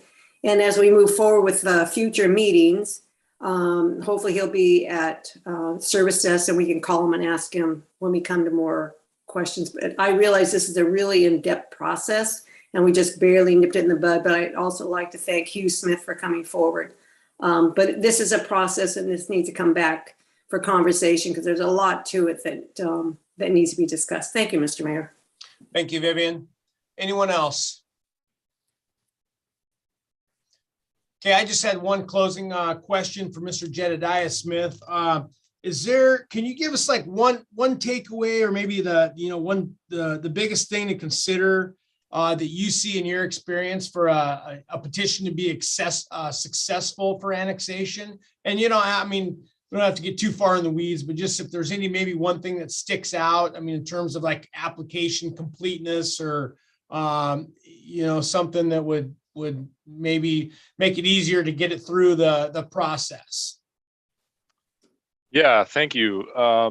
It's a really good question. I think probably, the most successful petitions for annexation or really any boundary change are the ones that have intention and thought put into them and are not necessarily reactive, but they're very much thoughtful and include kind of more a strategic vision of a community's anticipation of growth. And so it's not simply we're going to take on this one subdivision that's a very small piece of land. It's we have a longer range vision of kind of where we want to go as a community, and so putting all of that into a petition is certainly no easy task, and not something that you're going to be able to sit down and crank out in a night or even a week. It takes a lot of sort of soul searching, and certainly our division offers, in addition to some of the utility management trainings, in the past, we've offered community planning trainings. And so it's mostly for communities that are like, where do you want to go? How do you see your current infrastructure meeting not only the people of the present in the community, but maybe any future growth, and trying to anticipate that into the future. And that, that's kind of the one thing that I have gleaned from listening to you all tonight is maybe that's something that you're all are kind of grappling with right now, not struggling, but grappling with is kind of that, how is your community going to grow in the future, and how are you going to be able to absorb that? So those are sort of thoughts that would go into a successful petition. It wouldn't simply be addressing one question like utility expansion. It's a much bigger question that you're trying to get at. Yeah, I appreciate that response. That's what I was looking for. And that's my takeaway too, that looking at the packet and then listening to what you had to say originally, that we just can't get hung up on one little thing. I mean, there's many reasons that, with Mr. Hugh Smith bringing his subdivision forward, that makes sense for the city, not just for the fact of water and sewer, or even whether we can provide it. I mean, from our growth, our having the ability to add land and housing that's close in proximity, that we can provide police services to, fire, EMS. I mean, there's a lot of good things there that I think, would weigh in our benefit to annex that area of just, in close proximity to our town. So I appreciate that synopsis of what you gave us. And thank you for making yourself available tonight to answer our questions and give us this presentation. And sounds like you'll be a valuable resource in this process should we continue to move forward here. So I appreciate it. And we look forward to talking to you again. Thank you very much for your time. And, Rachel has my contact information. Please, if any of you feel free to reach out to me. I'd be more than happy to have longer conversations with any of you and help out in any way I can. So thank you very much. Awesome. Thank you. Have a good evening. You too. Okay, let's see, Rachel, any thoughts? I guess, obviously we're not going to have any action tonight, but we probably want to talk about this again in another meeting and then figure out, a game plan in terms of what we're going to need to even consider, moving forward in terms of conceptually. You bet, Mayor. So I would say in terms of the city's timeline and capacity, something of this nature would most likely occur in the fall or winter of this year, given we're still trying to understand the city's financial standing, the budget development, pursuing grants, looking at rate changes, and then it's the summer and city operations in the summer. So I would say that a more realistic timeline for having this topic brought before the council for discussion would be the fall or winter, unless council would like to set aside separate funding to hire a special staff member who could focus specifically on this project. But I just don't find it within our current capacity to take on something like this until many months from now.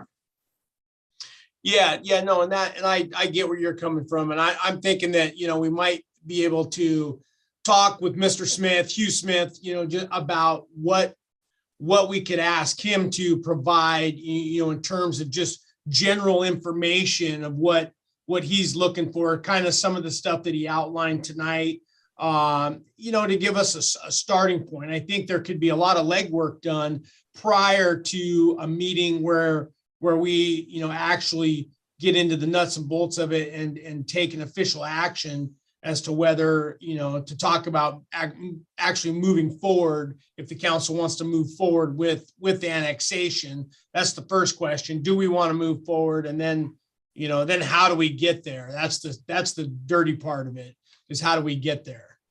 Yes, for sure, Mayor. I'm even just saying that from a legwork standpoint. I think it'll be many months, and it could be something where council revisits the priorities set for calendar year 2022, and perhaps there's something that can come off of there so to pursue something like this. But I'm even just speaking from a capacity standpoint of compiling information or even thinking about a project of this magnitude. I don't think it's something that administration can handle for the next few months. But if as soon as there's a moment and we can gather information and we can look at the calendar of agenda topics, we can get it on as soon as possible.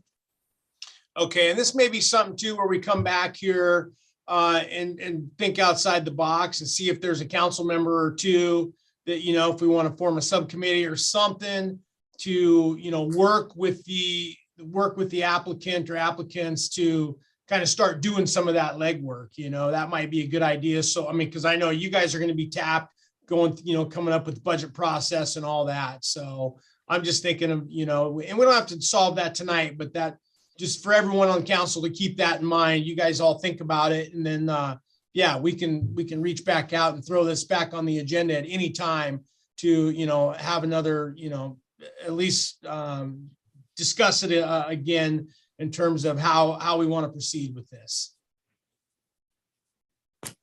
That sounds good, Mayor.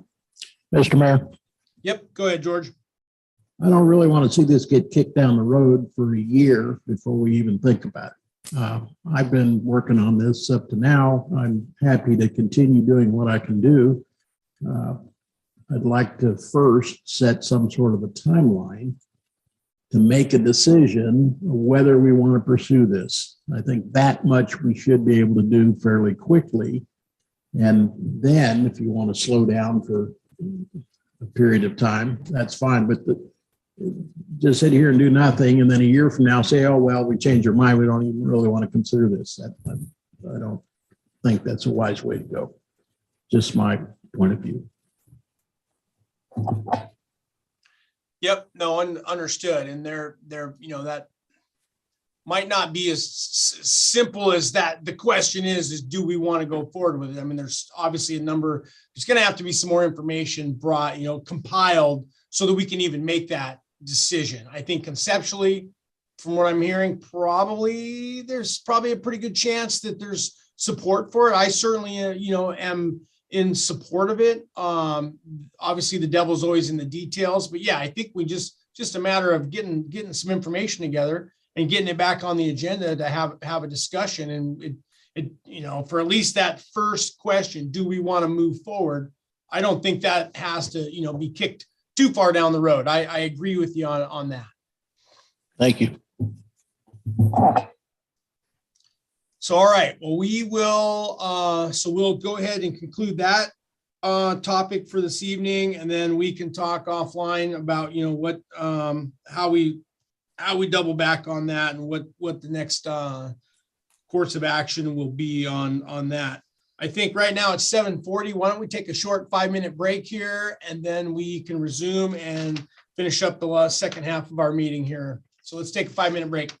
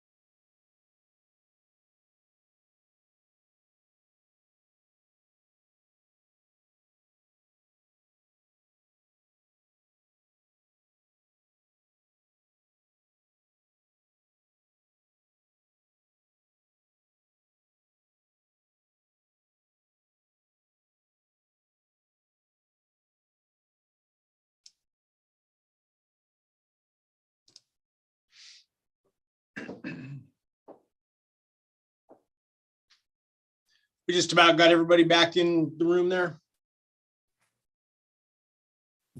Yes, Mr. Mayor, everybody's just going to their seats now. Perfect. I think we can call the meeting back to order whenever you're ready. Okay.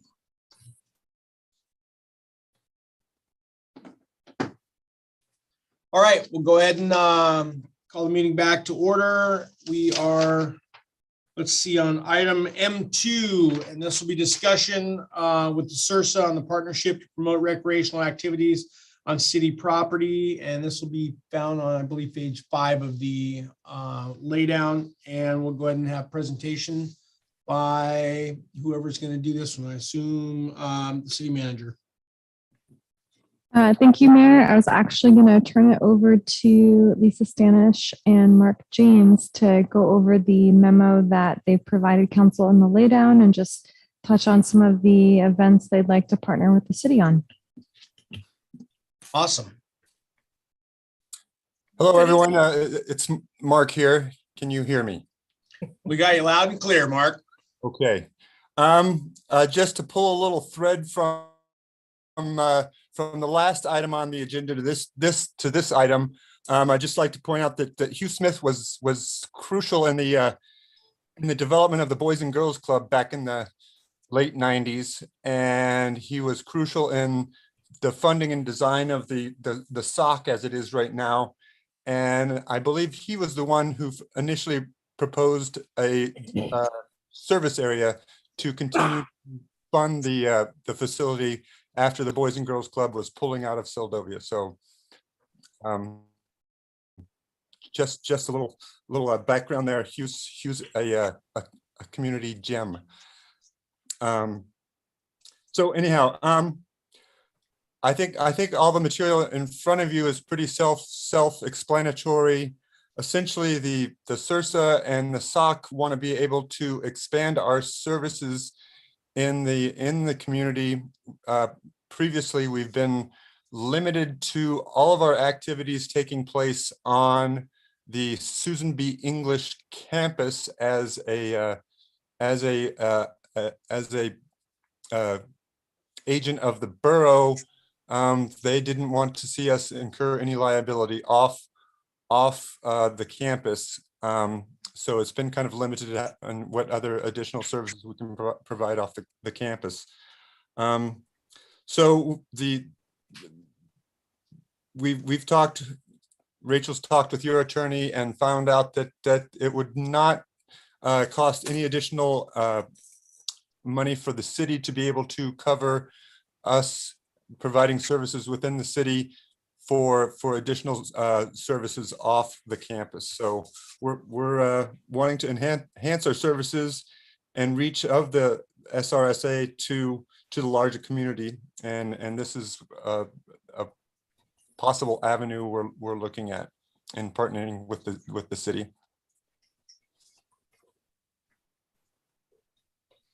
Awesome, thank you, Mark.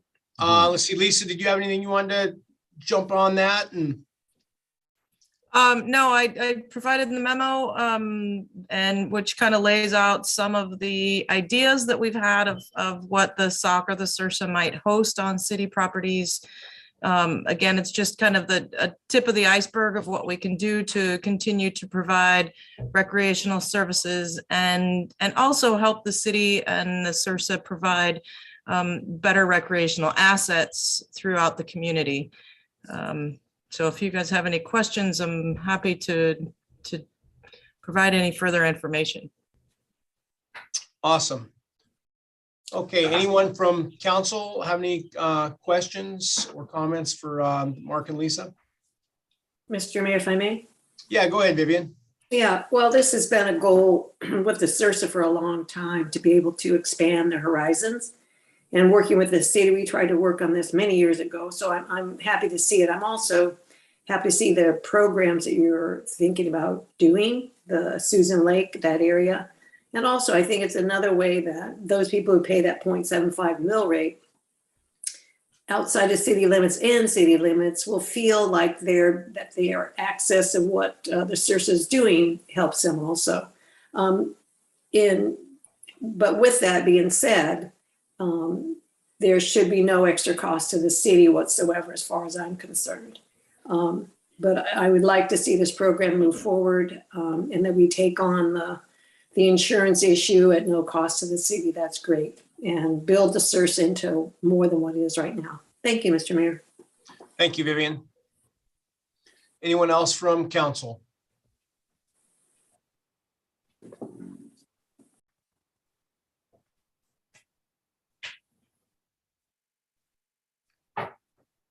Okay. Do we have anyone from the public that wishes to comment on this?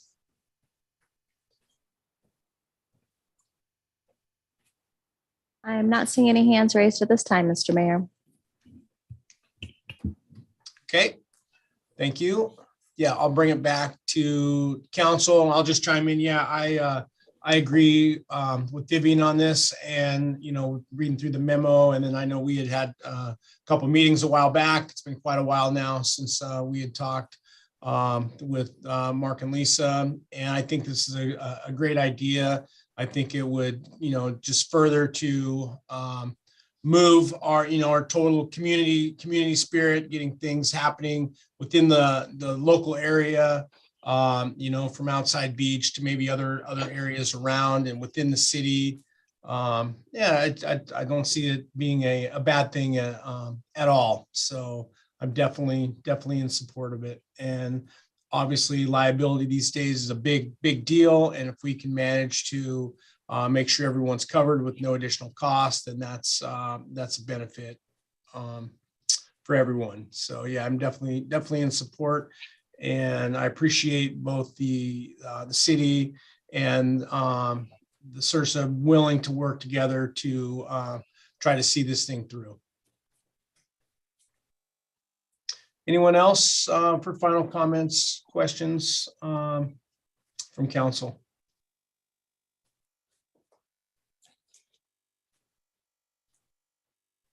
Okay, Rachel, what are we looking for tonight then on this? I think a motion just from the council saying the council's in support of a public partnership for the CERSA and SOC to utilize and improve recreational services on City of Soldovia owned properties would do the trick. I was just reading the memo title. Yeah. Yep. Okay, fantastic. And then you would then at that point, once we have council's blessing, you would continue to move forward and working through all the T's and C's of that, getting an agreement or working through that on your end. Unless the Kenai Peninsula Borough needs something specific from the city, I'm just fine with the CERSA and SOC providing the city with volunteer job descriptions, because it was our insurance company that reviewed this arrangement and said that it wouldn't have additional costs put on the city, but that is one thing that they would want to see, is that there's job descriptions for liability and risk sake. So that way it shows that we're doing the due diligence of making sure someone's trained up to volunteer, organize, or make a certain event happen. So from my perspective, unless the borough needs something more formal in writing, I'm just fine with getting those volunteer descriptions, and then the CERSA and SOC can move forward on their end. Okay, awesome. Okay, I guess at this point then we would look for a motion from someone on council. Yes, Mr. Mayor. Yep, go ahead, Vivian. Yeah, I'll make a motion that the City of Soldovia via our city manager works on the public-to-public partnership to utilize and improve recreational services on the City of Soldovia owned properties with the CERSA board. Okay. That work? Yep, that will work fine. Do we have a second? Mayor Campbell, Yep, go ahead. I'll second that motion. Okay, so we have a motion by Vivian to ask the city manager to enter into that relationship for our public to public partnership, utilize and improve recreational services on City of Seldovia owned properties. Second by John. Any further discussion on the motion before we vote? Okay, we'll go ahead and vote. All those in favor of the motion, Kennedy? Aye. Swick? Aye. Peyton? Aye. Aye. Nathan? Aye. Rojas? Aye. Okay, motion passes 5-0. Yeah, thank you everyone for that. Rachel, you're good with that? Yep, that's great. Awesome. Okay. Mark and Lisa, did you guys have any closing comments? I think looks like you guys have got the support of the council and the green light to get things rolling. No, that's fantastic. And thank you all very much. I second that. Thank you very much. Look forward to having a lot of events on city properties. Thank you. Cool.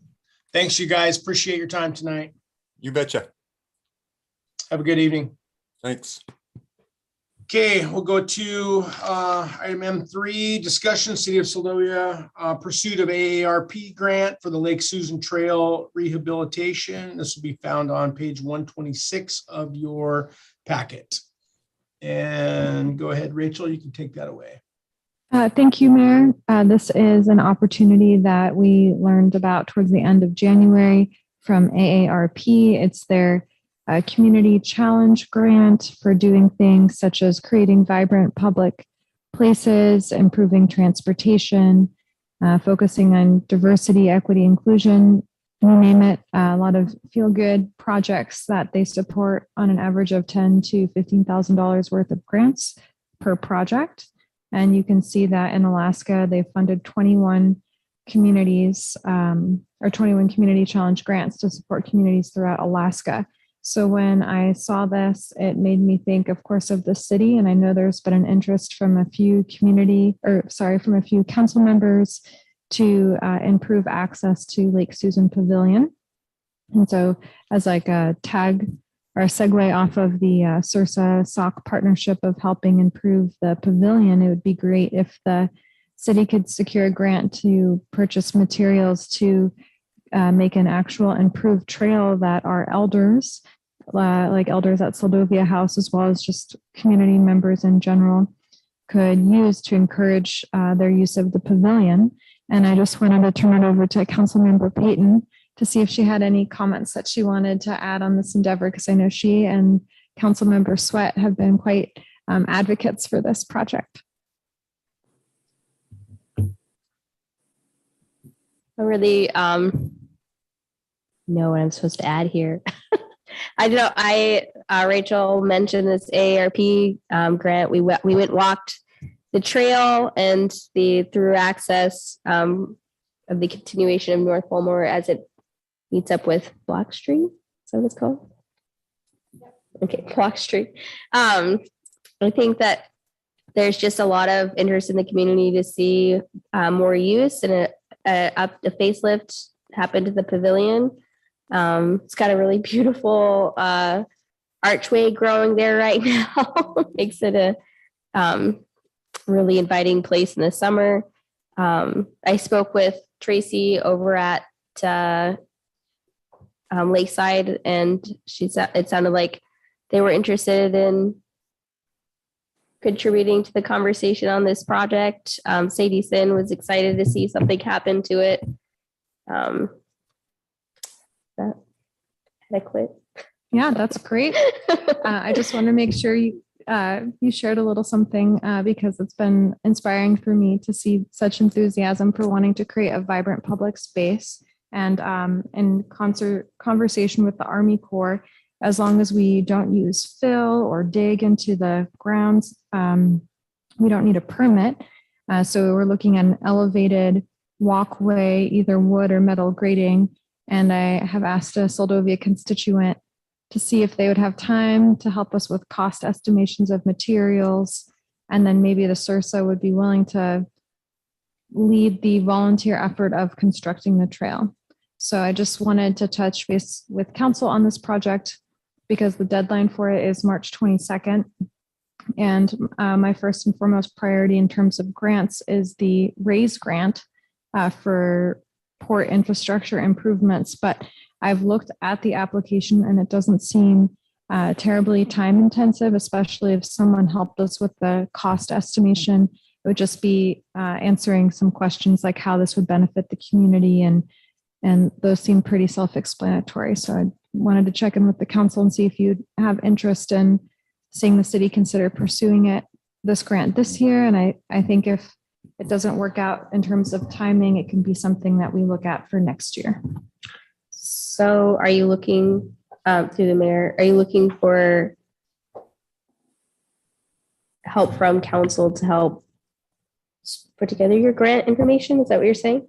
I think for now, just a motion of support if council's interested in seeing the city pursue it. And then absolutely, if I've been assuming I could reach out to you and ask you those questions for how you could see this improving a city asset to be a more vibrant public space for our elders as well as other people in the community. If you would have time for that, that'd be helpful. Yeah, I'd love to continue this project. Can I ask, so we walked it last week or week before that, and then you were going to go back to the Army Corps, and I've been advocating for the more expensive investment of a raised metal walk, which might not be as pretty as a boardwalk, but I think would provide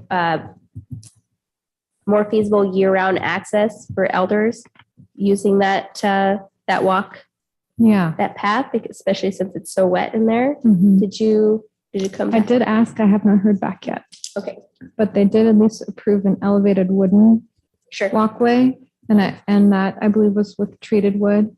So I assume if it just has metal on top, that would be okay. But it's always good to have the Corps' blessing, especially when working in a wetlands area. So I'm still waiting to hear back, but it's pending. Okay. We need to wait for more input from the council before I make a motion. I have questions. Mayor Campbell? Yep, go ahead, John. I have a couple of questions for the city manager. Is there any upfront money required in the grant or matching funds required? I believe it is a reimbursable grant, and it would depend on our project costs. I mean, if it's $10,000 to $15,000 and we're not paying for labor, I think that would be enough because it looks like it's under 400 feet of a trail improvement. So it's just basically getting people from where they currently push snow on Fulmore by the McGinnis house, just getting down to the pavilion itself. So if it was a reimbursable grant, we do have that minimum amount to incur the expenses and then get repaid. I know, but there's no matching fund requirement. Right. No matching fund. Nope. Okay, and then the walkway would just basically set on the marsh rather than being the type. There wouldn't be any permanent foundation per se on that walkway. Correct. So there wouldn't be anything to keep it from sinking in the walkway or anything like that. I mean, there's a chance it could sink and the city could do more substantial improvements in the future, but with the timing. Yeah, I was just wondering what the folks would have to require, I guess, is what I was looking for. Yeah, we can always try, and it works to our benefit to not have something super permanent there because technically that is a right-of-way, a platted right-of-way that could be developed as a road. And so we're hoping to put the trail on the edge of the right-of-way so that it wouldn't actually, but still on city property, so it wouldn't actually hinder future road access. But if it did, it would be easily removable. You bet. Okay, any other questions for the manager?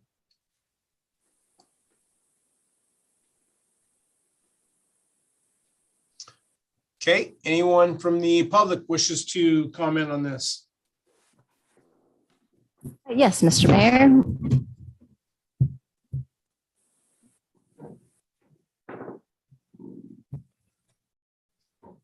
You hear me okay, Mr. Mayor?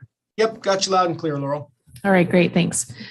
So living adjacent to that lot, growing up, I've got some perspective, I guess, on the area. So just talked yesterday to the folks that bought the lot just to the north of it.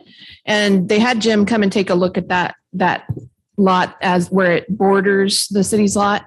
And he told me that near the lake, there's about 8 foot down is bedrock, and near, I'd say my folks' house is about 20 foot down is bedrock. So obviously you've got a floating marsh, right? So when the boardwalk was built, and I want to say in the 90s, that Sadie put in the wooden boardwalk, the problem that existed with that wood was that it just wasn't maintained. And so as a result, it eventually became a real liability to the city and a danger. So Jan Weiland fell on it, Sonny fell, other people walking on that were trusting that the wood was safe, and the wood was no longer safe.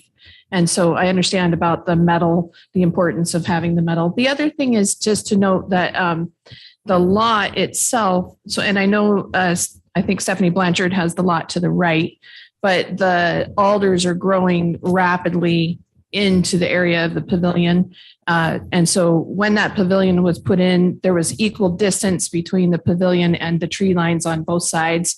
Now the alders have grown in so far that they're truly on that pavilion. And that's despite the fact that Rod went to the city a number of times and asked to have permission to remediate and cut back the alders, which he's done over the last, say, 15, 20 years, but it really just continues to encroach. So when you think about the city and the pavilion and the trail that's going to be put in, obviously the conversation every time is, what's the maintenance that goes with it? So I hear you saying a volunteer committee to put in a trail, but it's still going to be something that does require maintenance. And having lived adjacent to that pavilion, obviously it's not been anything that the city's taken care of for a decade or two now. So just that's something I think, as far as for the folks who live in that area,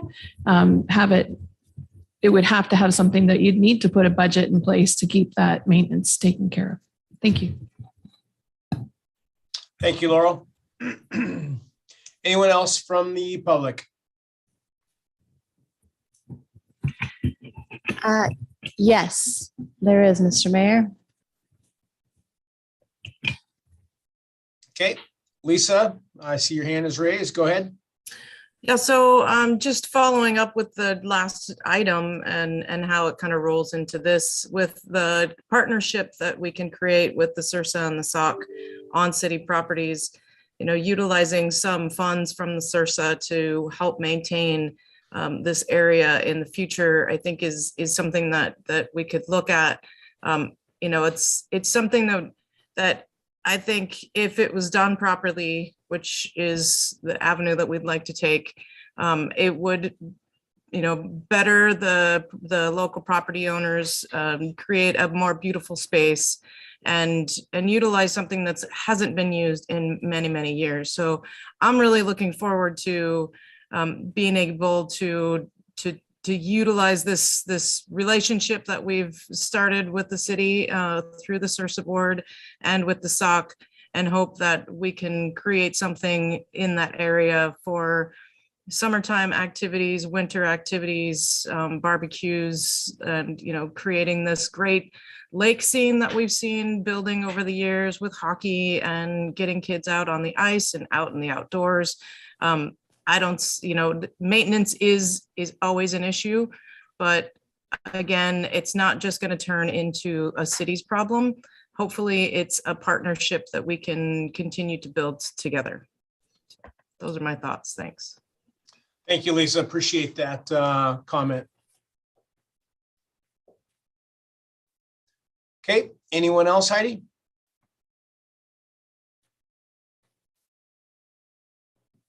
I'm not seeing any more hands raised at this time, Mr. Mayor.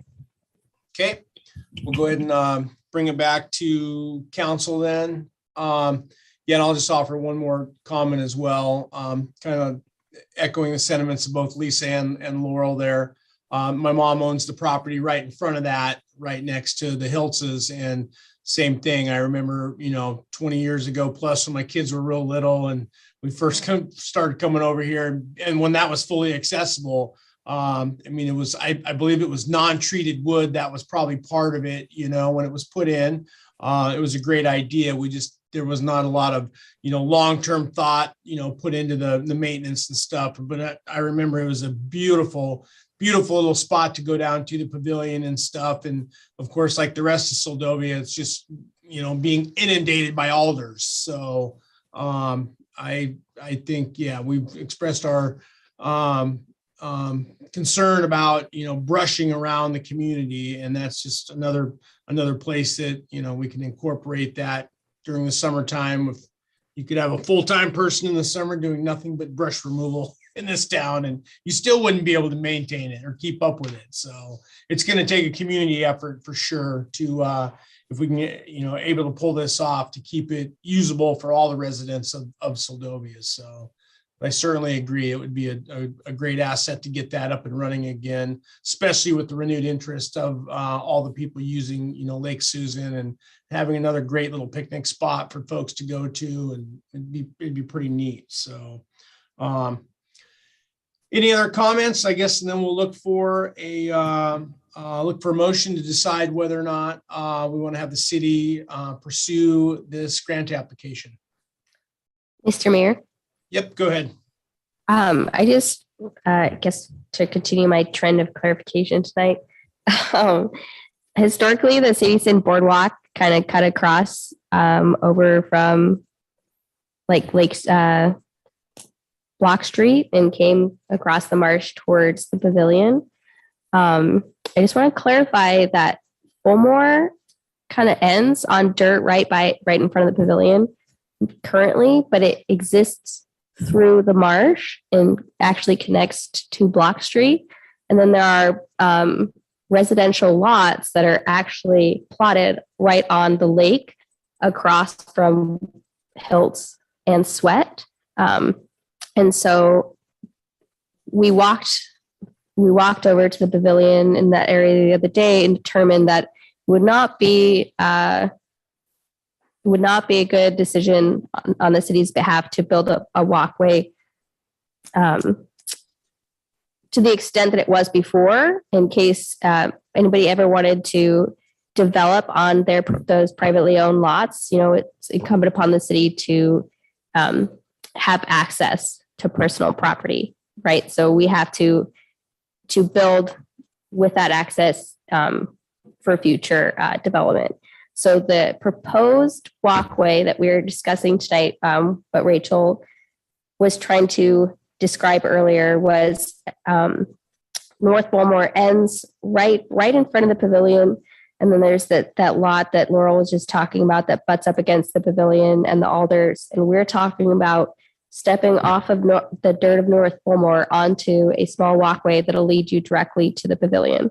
So it's not as large a scope as what has been there before. It is a much smaller walkway that we're talking about right now. But the hope is that in putting in an intentional, year-round, accessible, and safe walkway that potentially with metal grading would require less maintenance than wood might on the wetlands, that we could pursue funding for updating the pavilion, for adding a boardwalk on the water side, for maintenance of the trees, for all the things that go into maintaining a space like that for public use. So right now, this is a small grant. We're not shooting for the stars today, but that is the end goal. And I just have spoken with several people in the community. We're really excited to see the pavilion get a facelift. Obviously, Sursa's into it. So that's a great volunteer base there. But I just want everybody to have that vision in their mind, when they're going forward, talking to people in the community, just so that, we're not overselling ourselves and we're not misrepresenting what we're proposing. And I think that was all I had to say on that. If I Then I'll make a motion. Yep, no, thank you. That helped clarify a few things. So anyone else before we see if we can get a motion here? Okay. Mr. Mayor, can I make a motion? Yep, go ahead. Can I make a motion to grant the city to move forward with the application for the AARP grant to pursue a walkway for the Lakeside Pavilion? Okay, do we have a second? I'll second. Okay, we have a motion by Peyton to have the city move forward with the AARP grant for the Lake Susan Trail rehab. And we have a second by Swick.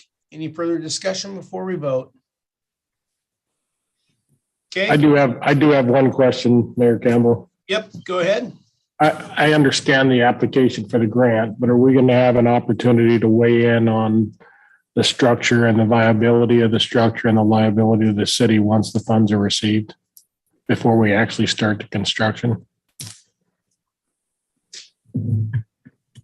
Through the mayor, I think the idea is because it's a very basic trail design that hopefully a local builder will help us cost estimate the materials. It would be purchasing the materials as is, like that the Soldovian has come up with for the grant.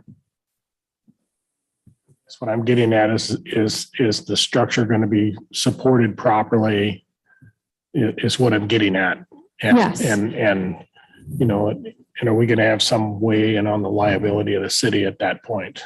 Is what I'm getting at. Yes, it'll be a safe trail. Okay.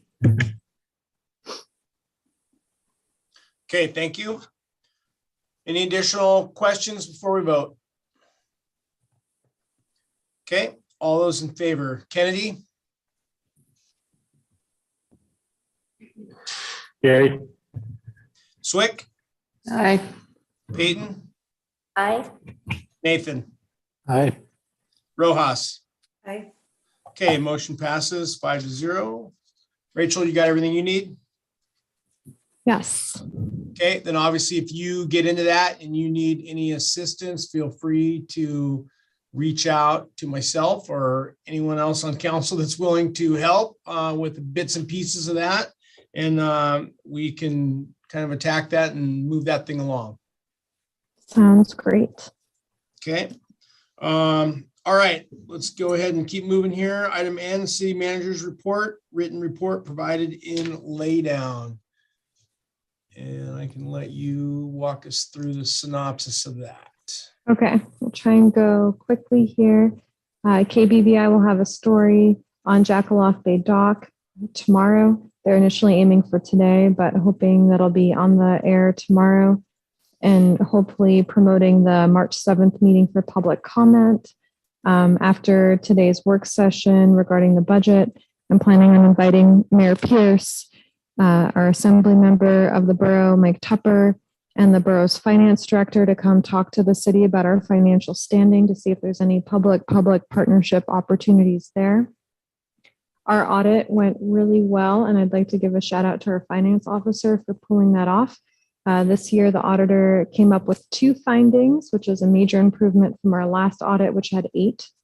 And we're hoping to have the FY21 draft audit statement coming up soon. Tomorrow, Moffett and Nickel are going to visit Soldovia and look at our small boat harbor and Jackaloff Bay Dock. The hope is that they'll give us updated cost estimates from the technical report written by the Army Corps in 2000.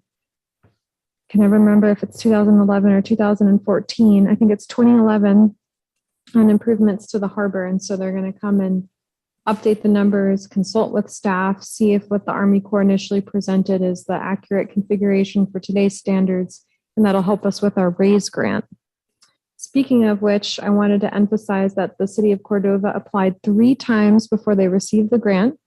So it's exciting to go for grants, but it's not a guarantee. So waiting on bated breath to see what happens with that one, but we're going to pursue it and see what happens. For our community assistance program amount, it's a couple $6,000 less than what we received last year. And there's a chart in the manager's report on page 7 that just shows the gradual decline of the state providing the city with funds, revenue sharing funds, or community assistance program funds.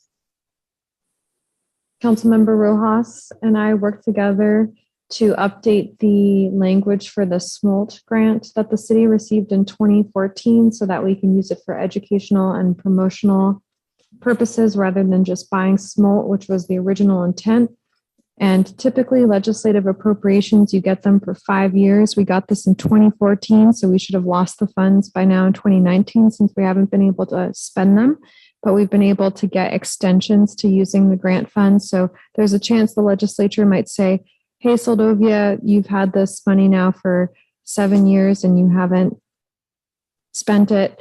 And we know you want to use it for something else, but there's greater needs in the state. So there's a chance we could lose the funds, but it's better to move forward in partnership with ADF&G to see if we can use it to market the smolt enhancement program here and the fact that ADF&G comes and puts Chinook salmon in the slough.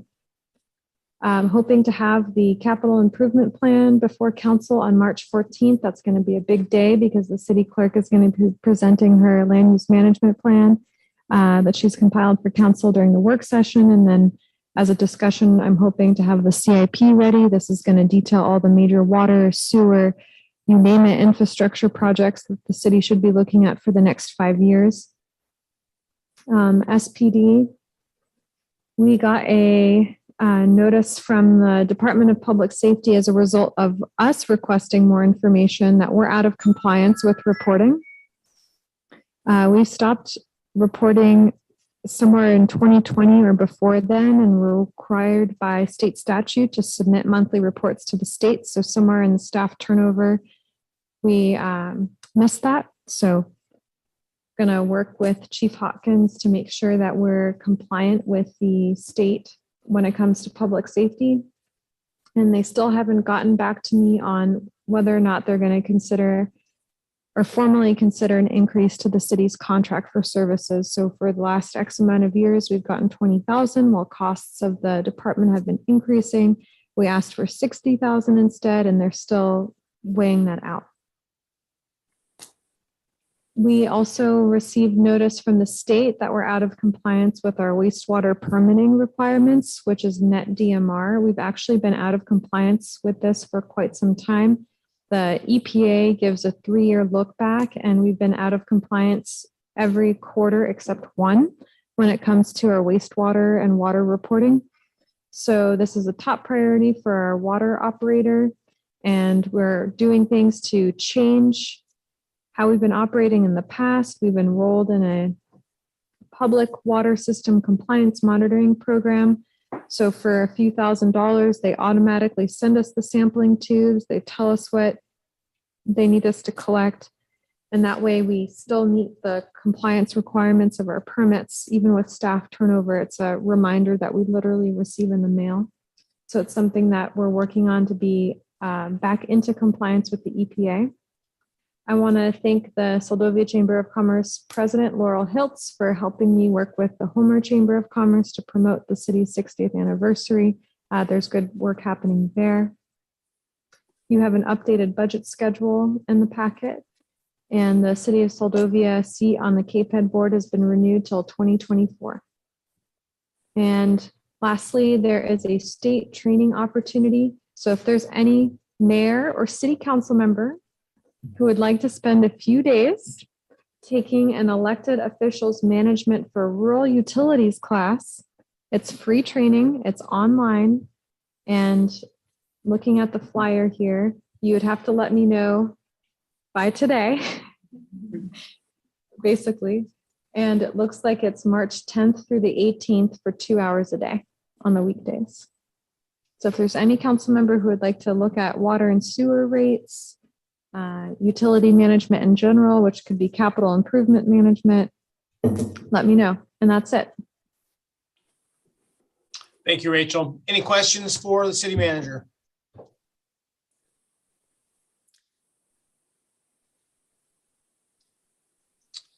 Okay, thank you. As always, lots of information, lots of stuff going on. and appreciate you guys taking a look at that wastewater stuff, trying to get that back on track and back in compliance. Let's see, item O, informational items not requiring action. Number one, a budget work session will be held Monday, March 7th at 4:30 regarding fixed expenses, overview, AML, JIA, utilities, internet, health insurance, expenses versus revenues, taxes, fees for service, savings, MMRF and SPF, multi-purpose building and city office, and council priorities for 2022. How do they fit in the budget? And then there's a special meeting for Jackaloff Bay Dock public hearing will be held Monday, March 7th, 2022 at 6 p.m. And that's the one that myself and Rachel had the interview with KBBI on, where we were hoping to encourage a number of folks to attend and testify at that meeting. Item P, executive session, none tonight. Item Q, council and mayor comments concerning items not on the agenda. Kennedy.